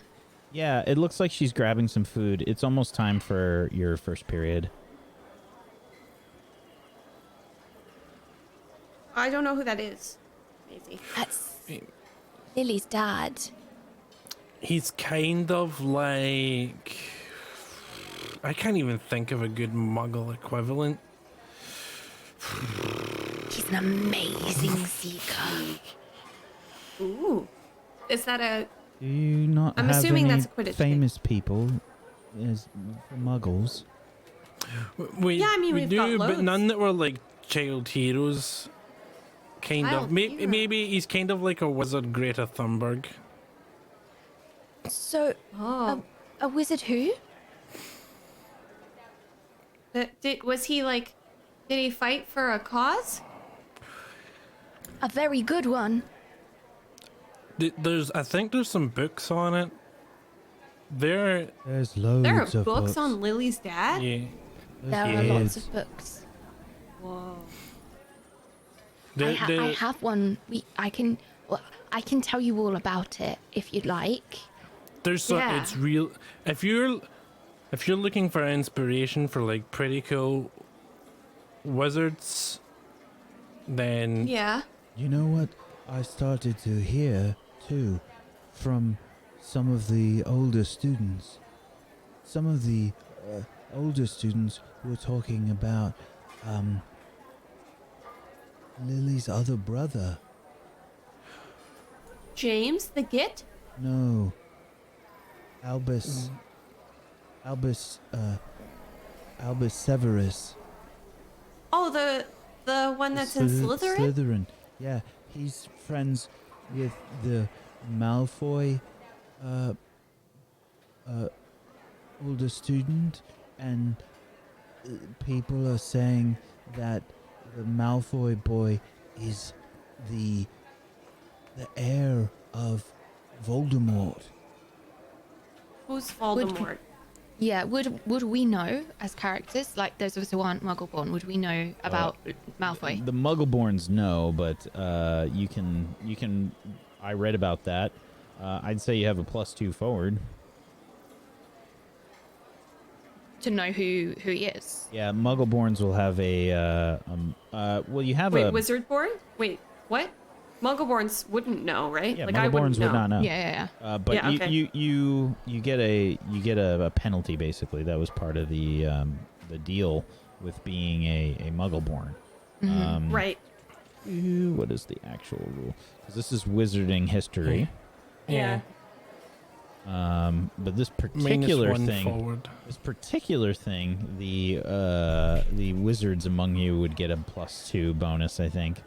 But yeah, it's Okay. a -1. You can do your. I read about that. Me? Yeah. Okay. Oh, Oh my have I screwed? Oh, it's because I put a plus in. Yes. It's because I put a plus in. So you rolled an 11. Do I have a -1? You have a -1 forward. I have a -1 because I'm a half-blood, That feels about right. That feels about solid. and I took that one. Yeah, so Clem, you have no idea. Maisie, yeah, you can ask me 2 questions from the list about Voldemort. Oh, I thought Or I thought three, this I'm was sorry. Malfoy. Is this the Malfoy family though? I should have specified, but this was in relation to Voldemort. Oh, okay. I thought I was rolling for the Malfoy family. This is okay. 3 questions. I'm sorry for I read about that, and all of you get to ask me 2. Are you rolling, Alex? Sure. I just don't know how I roll because. You just have a I'm- -1 forward. Okay. Good. I think what do I know that's related to it is probably important for this particular thing. Yeah, absolutely. So, who do you know that's related to it?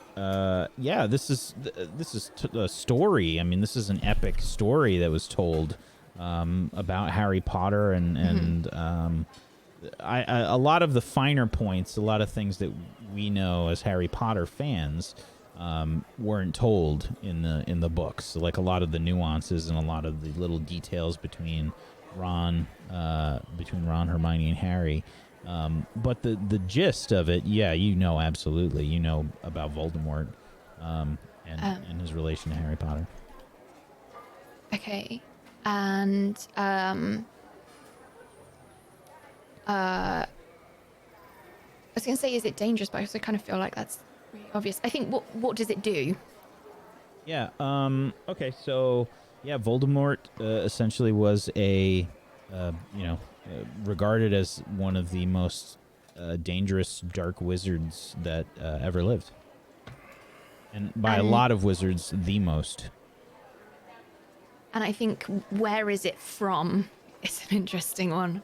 I wonder how much I know about like Tom Riddle or Horcruxes or anything. If there's any of that, I definitely think you know nothing about Horcruxes. You would know about Tom Riddle. You would know Tom Riddle as his name. But yeah, he was basically a student at Hogwarts and went bad. What about you, Olive? I'd like to ask what it feels like, and I guess within this context, I picture that to mean like within the wizarding world, what's the sentiment towards him? Oh yeah, there's a lot of fear that surrounded people that grew up in that time. There's I feel like it probably sends a shiver down your spine just talking about it in general. Can I ask what the would we say Voldemort? Is this a world where we're still scared to say his name? No. Nobody's I mean, there's people that are scared to say the name, but it's Voldemort is mostly said as the actual name of this person. I don't know who Voldemort is, guys. That's a weird name. Well, you're good with Muggle history, though, right? Yeah. Right, so Magic Hitler. What? Magic Hitler? Magic had Hitler? What could be worse than Hitler but Magic Hitler? Yeah, kind of like that. Like, maybe the most evilest of wizards ever. What does that have to do with Harry Potter? Oh, So you should read the book. Don't spoil it. Don't Or maybe spoil it. We kind of need. And back to the point. What's with the heir? Barney, you said the heir of Voldemort. That's what some of the older students were saying about Scorpius Malfoy. What does that is that even just because mean, he's a though? Slytherin though? I don't know. That's just what I heard. Maybe Lily would know more since it's her brother. Maybe she would have heard some things that other people wouldn't have. But I guess we could talk to her. well, I mean, if that's true, then he's really evil, and maybe he unleashed this. But why would? That doesn't make sense though. It doesn't make sense. Wait, are you Because then saying why that would- he would have unleashed it? Yeah, but then Like why he would would he have unleash called it? the shade? Yeah, but then why? Well, I Would he don't know. I unleash the don't know shade? any of this enough to. I don't know if we should ask Lily, guys. I mean, I really like Lily, and she did mention that people knew her dad a lot, but I don't know why. But, and I kind of felt like she should be allowed to be her own person, and I feel like it would be bad friends of us if we went up to her and we were like, tell us about your brother, tell us blah, blah, blah. I think we'd be bad swaffles if we didn't include her. I wasn't suggesting going to see Lily. I was just saying that I'm sure that people have got up to more than we have in Hogwarts. And in fact, I know it because Harry Potter did. And then I was just worried that Lily might have overheard us and thought that we were talking about her. So I was worried that... Yeah. But Yeah. are we, Yeah, that was a good call. It's almost time for class. We need a plan. We'll meet at lunch. Yeah, Yes. let's meet at lunch. And think of do your class good, obviously, but also think about. I feel like this is all about to click together, but it's not clicking together in my brain yet. Do you know that feeling? Okay. Yeah. Yeah. Really? How bad are the Slytherins? Are Slytherin bad? My gran said not. She kind of did a face and then said no. But then there's been a lot of bad wizards, like more. But I don't think they're all. There's not a witch or wizard went bad that wasn't in Slytherin. Really? think that's There's like not a a single saying, witch or but it's wizard not. outside of Slytherin that didn't go bad? What? But just because you're in Slytherin, it doesn't mean you're bad. No It just bad means you might Gryffindors? be. No bad Hufflepuffs? I think bad people are probably everywhere. I think maybe just some of the things that the Hat sees in Slytherins maybe make them want to take credit for those bad things more. I think maybe they're the kind of people that are more public about things, and maybe like someone who's a bad witch or wizard from Ravenclaw, they just never got caught, you know? All I know is that Professor Barrows isn't very nice, and she's from Slytherin, and we're going to be late if we don't go right now. At least Yeah, right we should after all go this to sausage. class. Yeah, let's go. Let's go. Yeah, but let's grab a sausage to go. I'll think about this, and hopefully at lunchtime it will click. And then if it doesn't, we can talk more. And then after, we have flying later and stuff. After flying class at dinner time, we can meet up. Then we can go to the library, and we can talk. Just more. meet back here after classes. Yeah, we won't investigate anything. We're just going to talk between ourselves and see if we can figure it out. Which isn't investigating; it's just creative brainstorming. It's just gossip. We're just gossiping. And if we can't gossip, then I mean that's just disgraceful, I think. Okay, let's go. Yeah, With go Maisie. class. Bye, good luck. Maisie's putting hash browns in the inside pocket of her robe just in case they see Maisie at class and she hasn't eaten. Just in case they see Rosie at class, and because she likes potatoes and they haven't seen her at breakfast. Just Unlike Rosie, you only have like one inside pocket, you know? She has fashioned many. And off you go to class. I'd like each of you to roll for me a notice something.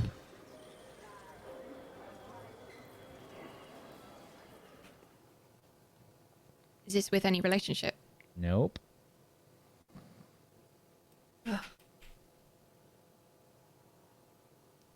Okay. Now, the last class that you had, your second period class, Defense Against the Dark Arts for the Gryffindors and Charms for Ravenclaw. Okay.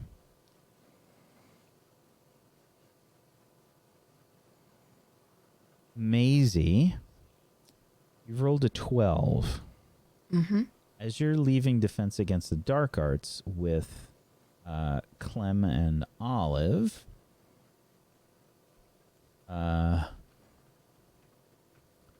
you are heading back to the Great Hall for lunch, right?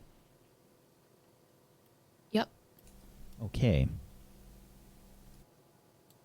As you head through the quad, I would like you to notice something. Choose from the list as something catches your eye.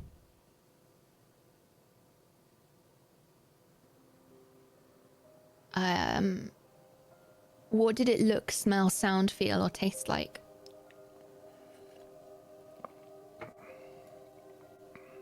As you're chatting with Olive and Clem,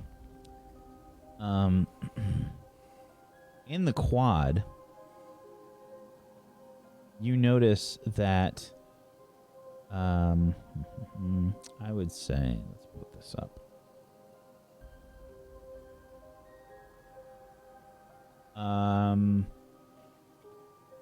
Just so I know your positioning here. Mm-hmm.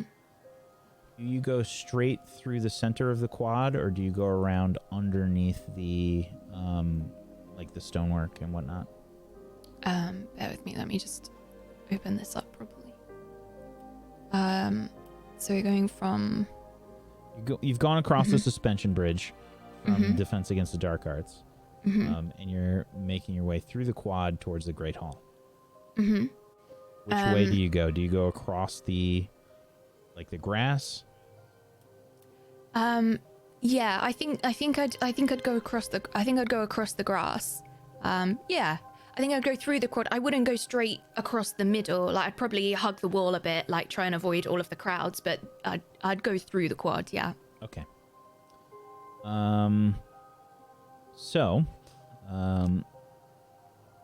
There's a few students that are walking like the passageways and whatnot and across the suspension bridge.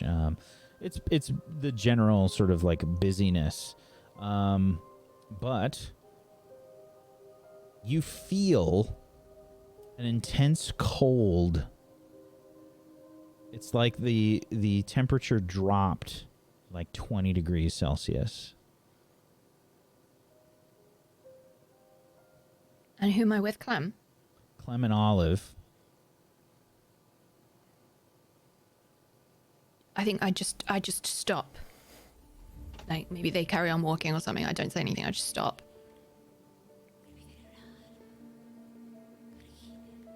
Is there anyone or anything sneaking around? Yes. It's difficult to see, and you probably only saw it out of chance. Maybe you're a little hyper aware because of the last few days. Maybe you're just a bit on your toes. Who knows? But you notice, moving through the shadows, there appears to be a familiar shape, seemingly unnoticed by several students. You'll notice a few students maybe get cold around you. But it looks like the shade is moving amongst the shadows and is heading your way. What do you do? I stand in front of Olive. Olive. What? Olive, can you see it? Look, there. See what? And I Olive. kind of try and point to the ripple of people that are suddenly becoming really cold. Ask me one question from the Notice Something list. Oh gosh. I think the one that makes the most sense for me is Olive that hasn't seen who it is yet. So is there anyone or anything sneaking around? Or, I'm sorry, what does it look like? Maisie's trying to show me something. What does the Sure. thing she's showing me look like? Maisie points, and you can see the shade moving about the shadows. It gets very cold for you. Clem, you're Canadian. You don't notice. Oh, it feels just like home. But yes, moving about the shadows, it looks like the shade is jumping from shadow to shadow. It's a bit overcast today, so there's no intense light.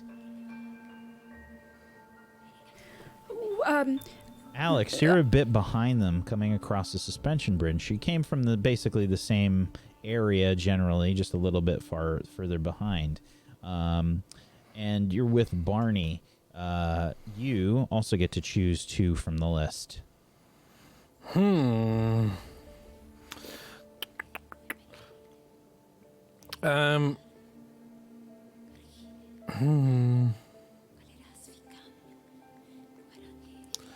I want to do.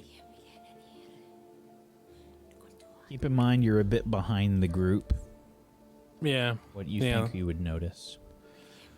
Yeah. So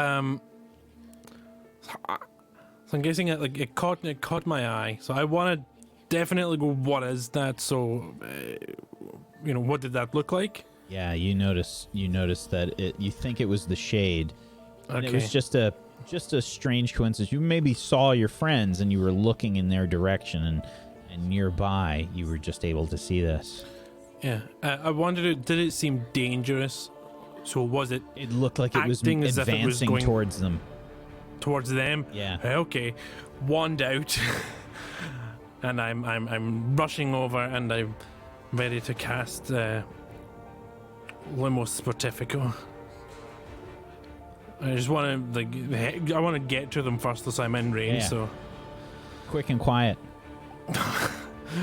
why do I have to be so small and not good at physical activity? Fuck! For goodness sake, I mean, for goodness sake. Oh, wow. I won. Alex somehow falls off the Quidditch pitch.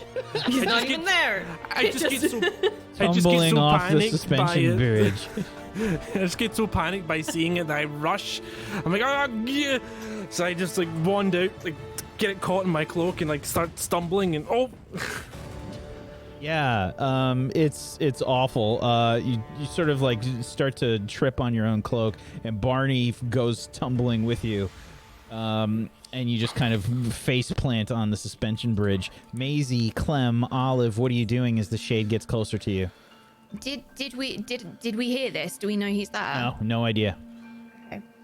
I'm just like, wow, feels like home. La la la la la. Is it him? No one has alerted me. Huh? Olive, is it him? I think that's the shade. And I'm going to pull out my wand and cast Lumos. I'm sorry, can I hear and notice that they're doing this? Like, I'm aware that this You're is way happening behind now. on the conversation. Like, Guys, what's happening? Why are you pulling out your wands? What's going on? I feel like this would be in tandem. I feel like we would attempt to cast this at the same time. Okay. I would like rolls from the both of you for cast a spell. Lumos Pontifico is a second year spell. So you have a -1 forward going in.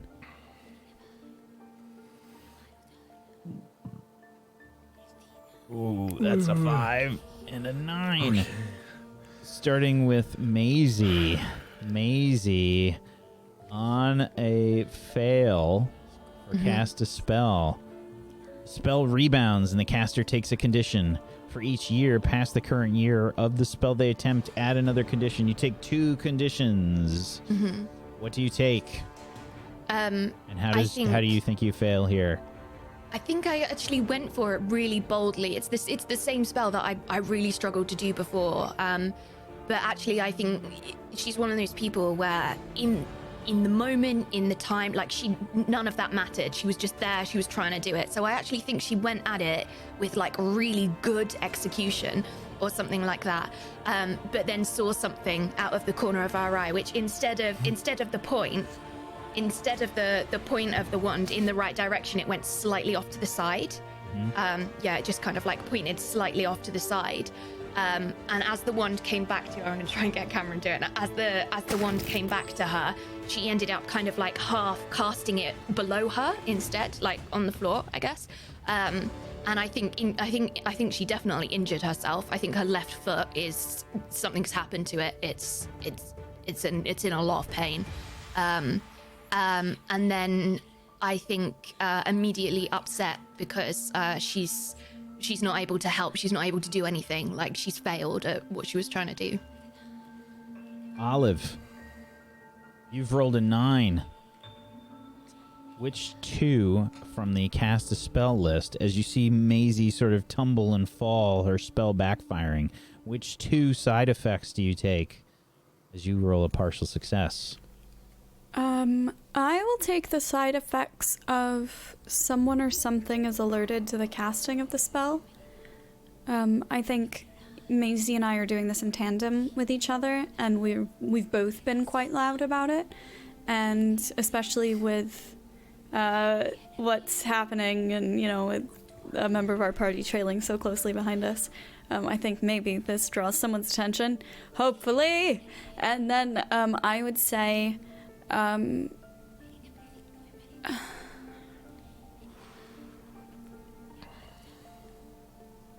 I would say the spell has a diminished effect. Okay.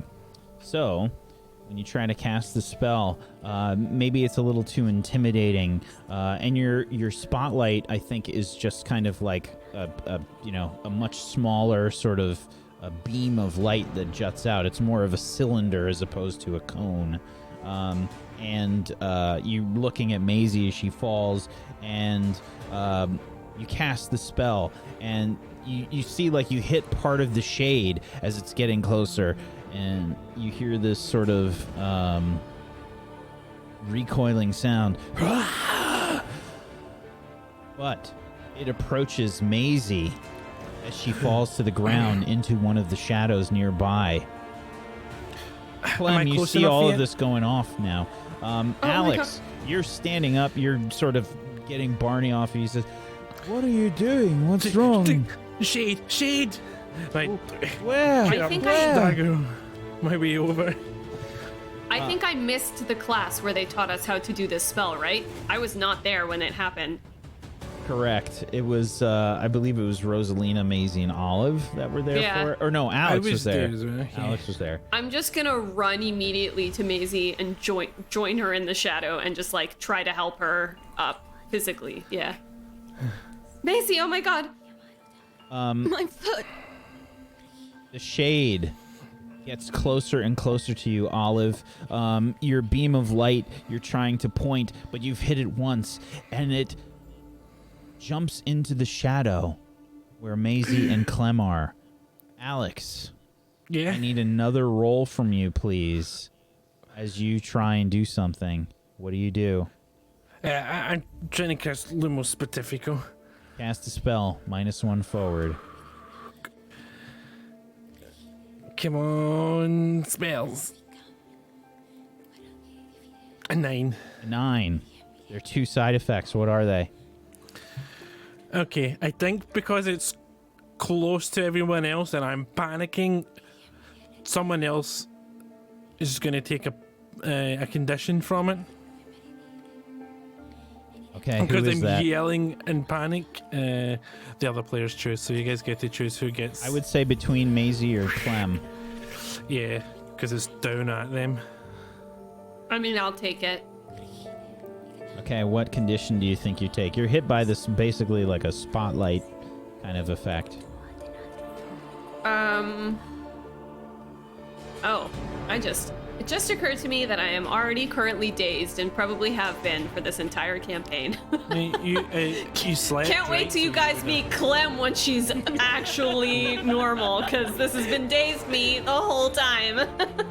Well, you slept, right? So that would have been healed anyway. Is it healed by sleeping?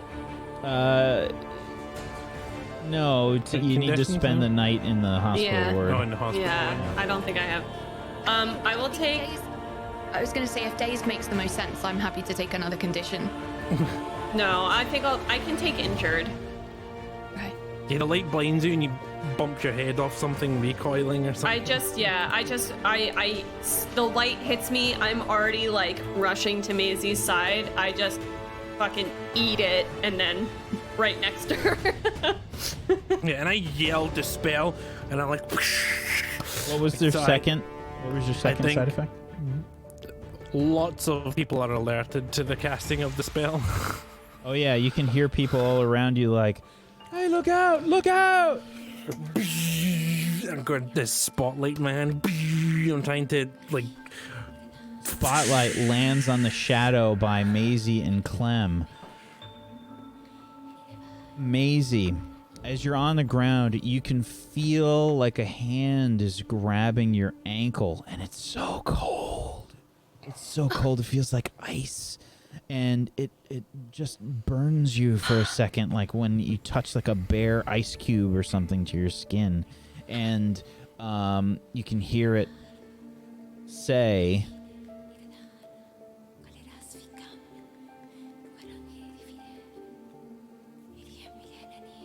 You will show me where it is and where the boy is. You will show me. Get off her! Get off her!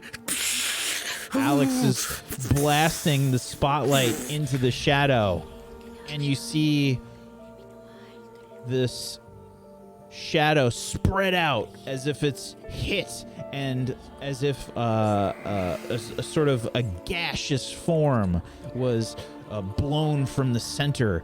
The bits of shadow spilling out into the nearby shadows. They recoalesce in some of the other shadows. The students are kind of moving about right now. I'm so cold. What was that? I start what's swinging moving my about? wand Hey! towards when I saw it. It's the shade! It's the shade! I start chasing after it, like trying to get it, to get it. And as you chase after it,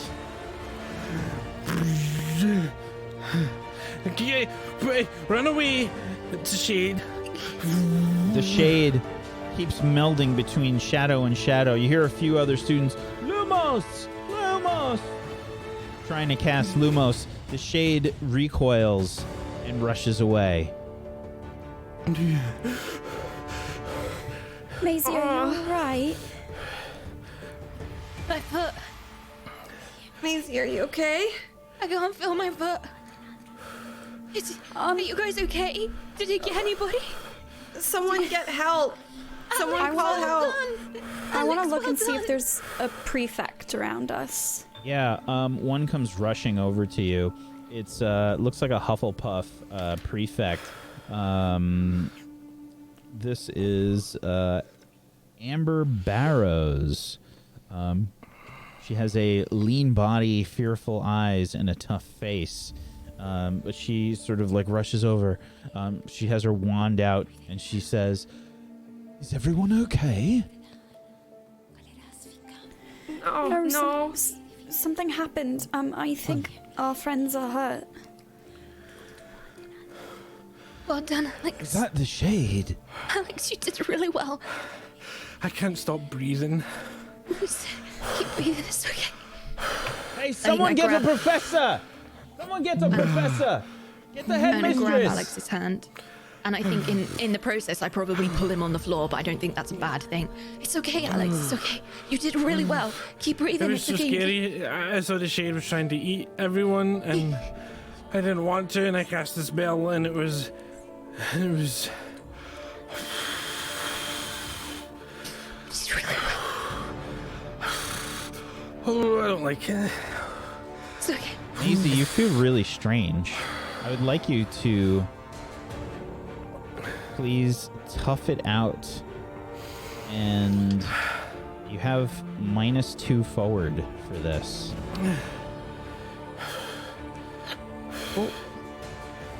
Oh, hey. Coldness is starting to move up your body. I don't feel very well. I feel dizzy as well. A bit. The color looks like it's starting to drain out of Maisie. We have to get her to the hospital wing right away. Yes. Yeah. Hospital wing sounds like a good idea. Can someone hold my hand? As you're picking her up, I don't know if sort I... of like off the ground, take a step into the shadow, Maisie, and you fall in. And that's where we're going to end today's episode. Oh. I almost just spit out my coffee. Oh my god.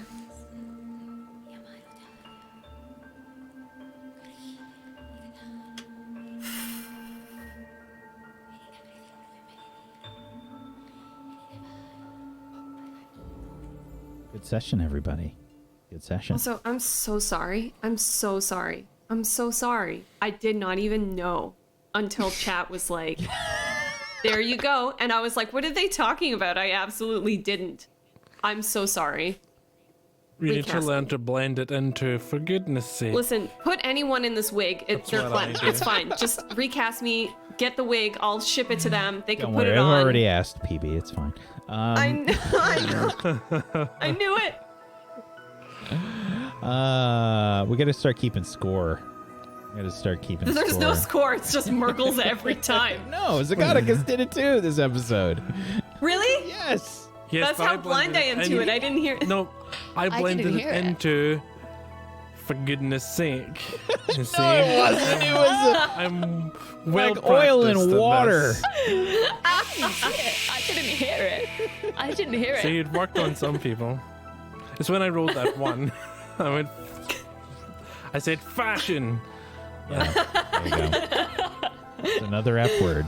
We'll let chat come up with some good F words to replace the F bombs that have been dropped. We can give Margles and Zagonicus like a little index sheet. card or something, so that they can have like a list of F words they can use in place. So, it's so The difficult. problem is that I'm with you on that for sure, but it's so deeply ingrained in me I know. that I don't even hear it. I don't even notice. That's a problem, my dudes. I have a problem. Yeah, chat's I coming like up with some good. fungus. Chat's Yeah, coming up with fungus is some good. I like Funkmaster 5000. That one's my favorite. Oh, Fraggle Rock. Yeah. Yeah, but good job. Fine dabby dozy. Good job, everybody. Let's do our end of session stuff. We need either a plus or a -1 to Alright. relationships. If you do a -1, you get an XP. If you think you grew closer to someone, that's a +1. If you think you grew further away from someone, that's a -1. Who would like to go first? I think I was gonna say something and I was like, oh, actually, no, that probably doesn't. Yeah. Can we still do? No, we can't do the council. Okay, never mind. Sorry. Just What just happened? You have spoken, you must go, I was Colo.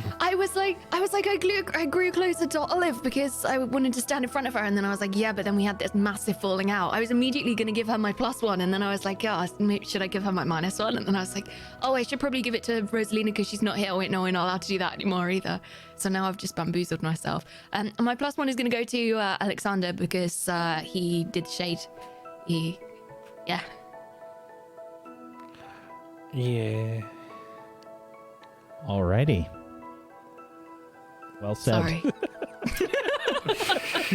Succinct. Who's next?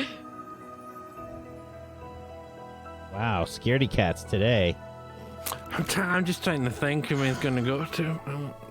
It's tricky. I think it's hard because I don't know if Clem had any like. Well, okay, I'll go. I'll give my +1 to Maisie, I think, because we had a cute little moment when she was freaking out. And the cute little moment was that she didn't ostracize me from her life for yelling "shut up" at her. It seemed to be the most effective. And I respect that in a person, you know? The people that don't leave you instantly when you make a mistake of some kind. Yeah. Love those people. The people that can handle being told to shut up in absolute panic. Sometimes that's what you need, you know? At least that's what all the people who say shut up to me tell me, so.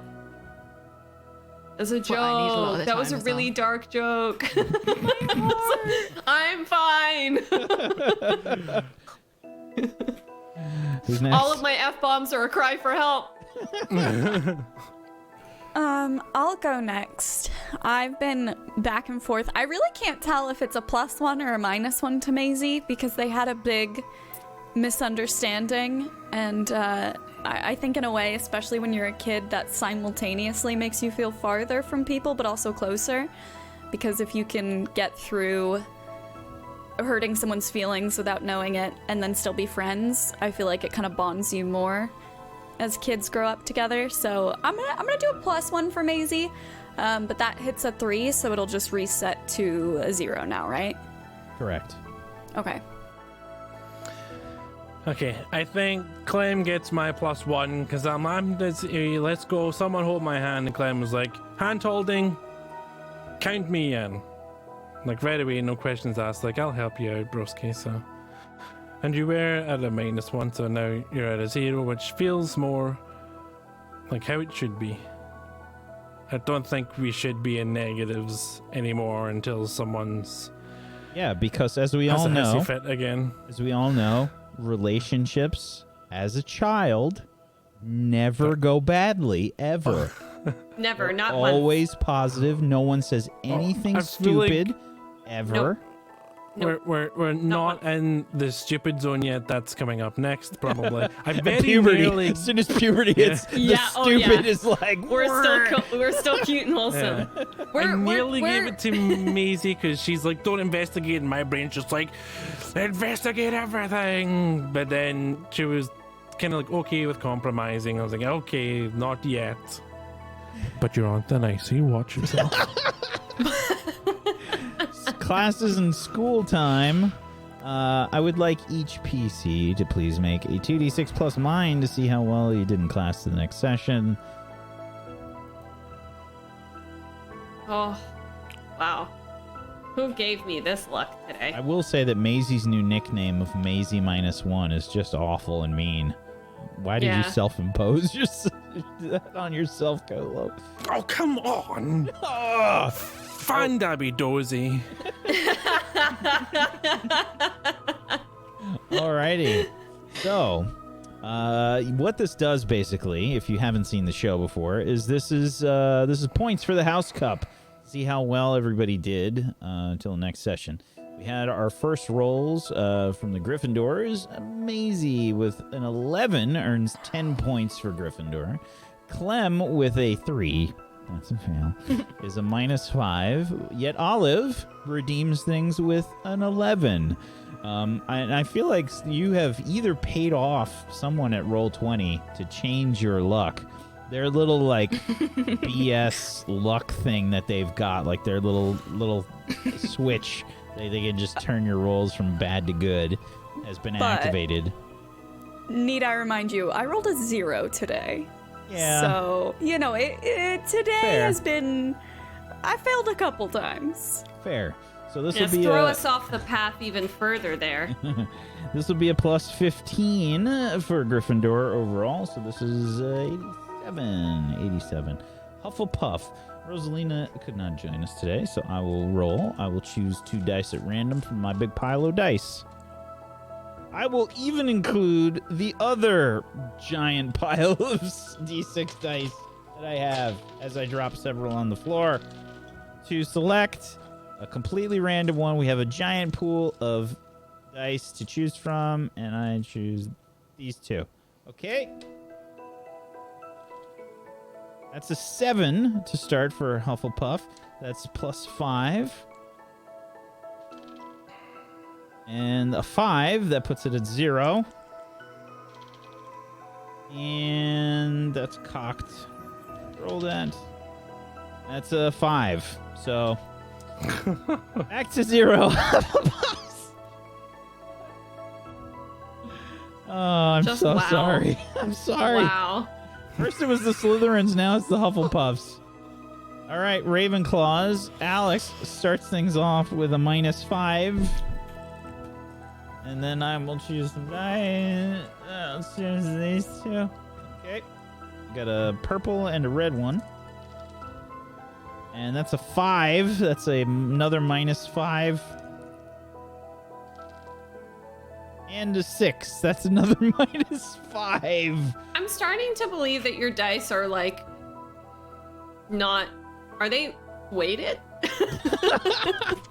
Yes. Weighted with failure. Okay. Have numbers above. I think we all know the feeling, am I right? Alrighty. Let's see here. That's how I have such good calves.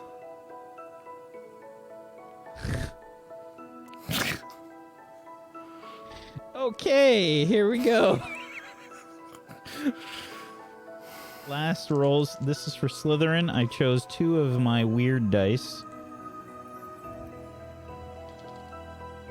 A 6 to start things off. That's a -5. A 3. That's another -5. Oof. Oof. Sorry. I've rolled bad for everybody, though, so at least you can feel better about that.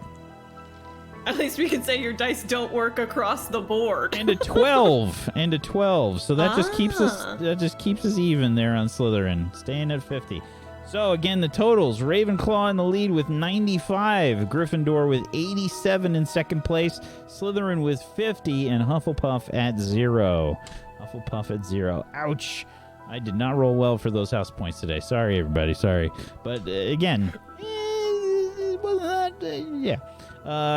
Let's do downtime moves, and you can do your own shout outs, please. Let's go around the room and let's say goodbye for the day. Zagonicus, would you be so kind as to start us off, please? Okay, I'm going to, for my end of session activity, I think I'm going to do... I want to do social activities. I want to hang out with people more. Alrighty. Trying to work on the friends part of Good Wizard and Have Friends. Roll plus your heart, please. Hey. A 10. On a 10 plus, the PC gets a +1 forward to their read between the lines move for the next session. To understand Sweet. what's going on. Good stuff. I'll see how that works out next week. So make sure you guys tune in. And I'm Zgodicus. You can come hang out with me. I'm Zgodicus in all the internet places.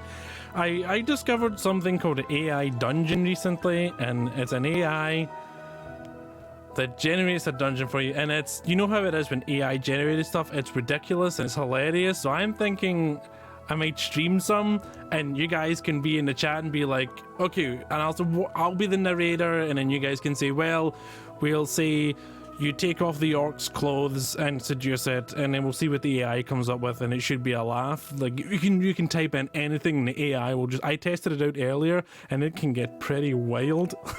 like really wild. So we can have a laugh with it. So I invite you guys to come do that. That'll be a blast. And all the other stuff. Thanks everyone who watches on YouTube, because I know you guys don't always get to watch live. I love seeing you say nice things in the comments there, because I don't get to see them in Twitch chat or whatever. And if you're listening on podcast and all the rest of it, send us a tweet and tell us how you're enjoying it. I'd love to hear from you. I'll see you next week. Thank you, buddy. Mega Oryx? I am going to be studying this week. Okie dokie. Go ahead and roll plus your mind. A 10. Look at that.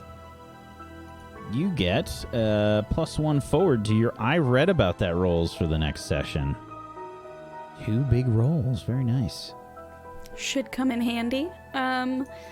I have been playing Olive Everglade today. I am a full-time Twitch streamer and a voice actor and a tabletop RPG player and lots of other fun things, so come say hi sometime. My username's the same on all social platforms. If you like Dungeons & Dragons, if you like pirates, if you like a good void tiefling rogue on an adventure, you can tune in Tuesday nights. I do Tabletop Tuesdays, Witchcraft and Wizardry during the day, and a show called Pirates of Salt Bay at night. And more recently, you can catch me on Kolak 1991 on Hyper RPG. I've been popping up, making some little guest appearances here and there. So come say hi and talk about tabletop stuff with me sometime. Thank you for having me today. This was terrifying and wonderful, and I feel very uncomfortable with the ending. And that's my one-sentence review of today's show. Well said. Thank you. Margles? Oh, hi. Hi, I would like to... I was, like, preparing myself psychologically to do my spiel and then realized we do the thing first and then the spiel, so, let me... It doesn't matter. Nah, it's fine. I would like to do some social activities.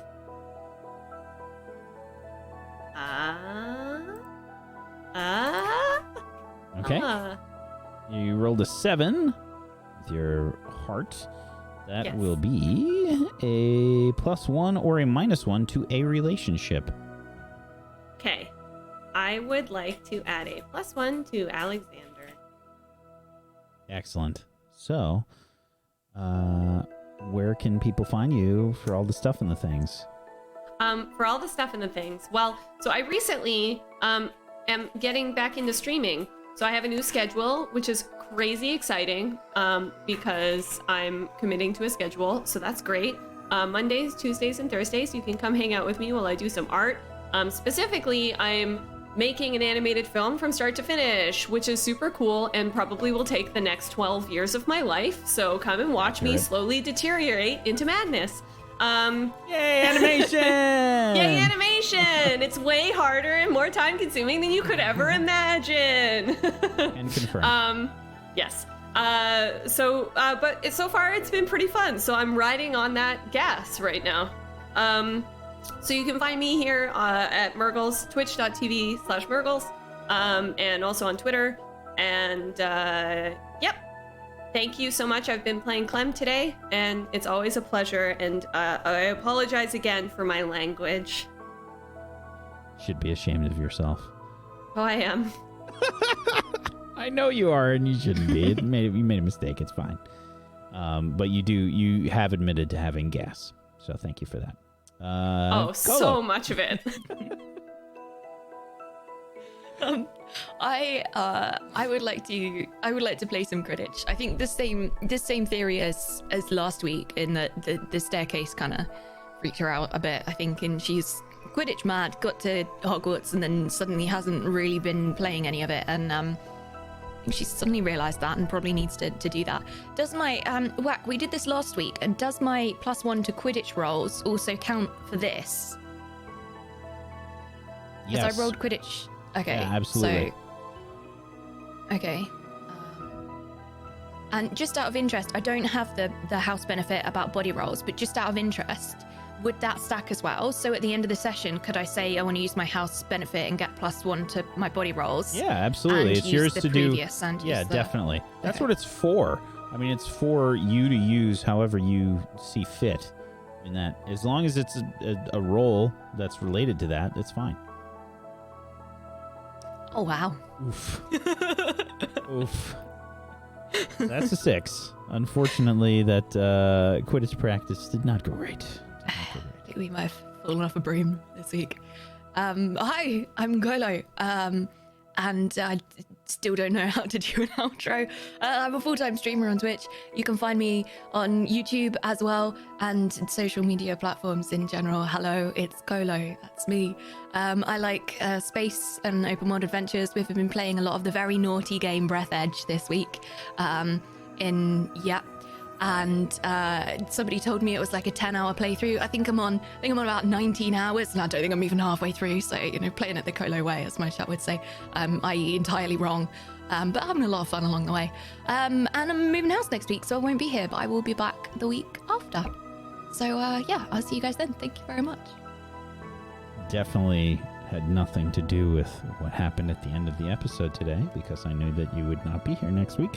Yeah, definitely not. Definitely not. Whoa, I did not even catch that. That's so smart. GM stuff. That is GM of Doom, GM everybody. brain. You guys have a solid GM. Thank you, everybody, for watching. I'm Wax Steven. I have been your Headmaster of Doom. I've dragged the players kicking and screaming through the adventure today, literally and figuratively. So thank you so much for joining us. As always, chat, we appreciate you. Thanks for being here. Thanks for the love and the support and just being you. Thank you. And thank you to Colo. Thank you, Margles. Thank you, Nega Oryx. Thank you, Zagonicus, for being awesome role players. I appreciate you. Thank you so much. And if you have not done so, please make sure you follow everybody. Head on over to tablestory.tv/WAW, where you can click on all their links and follow them on all the places. And go support them that way. If you don't want to spend any money, but you still want to support them, go do that. And if you want to download the system, you can also do it at that link. You can just get the system for free and play it yourself, and let me know what you think in the Discord, which you can also join by heading on over to tablestory.tv/Discord. Just pops you right into the Discord. Come hang out. There's plenty of like-minded people that are interested in tabletop role-playing games and just having a good time with immersive shows and whatnot. If you want to help support them in a monetary way, go throw a sub at them. Go just throw your money at your screen and it will go to them. That's the way the internet works. Just go support them. Get some emotes. If you have yourself a Twitch Prime or an Amazon Prime, link them up. Use them. Get yourself some emotes. If you want to help support Table Story, one of the best ways you can do that is to follow us here on Twitch, twitch.tv/TableStory, and on YouTube as well. We're Table Story there. Go sub to us. And if you want to help support Table Story in a monetary way, you can do that by heading on over to our Patreon, tablestory.tv/pledge. We've got podcasts, we've got artwork. There's tons of great stuff up there. Go look at it. And we'll see you guys hopefully on Thursday. We have the Bystanders finale, which is Blue Jay's guest GM Stars Without Number campaign that she's doing. So hopefully you'll come hang out for that. And we also have another guest GM finale. We have Phil's Gaming, who has been labeled as No Chill Phil. And he's been decimating the players, which is just, I mean, it just fills me with glee. And that will also be ending this week on Saturday. So hopefully you check that out. Thanks for watching. Peace out. Have a wonderful rest of your Tuesday. Good night, everybody.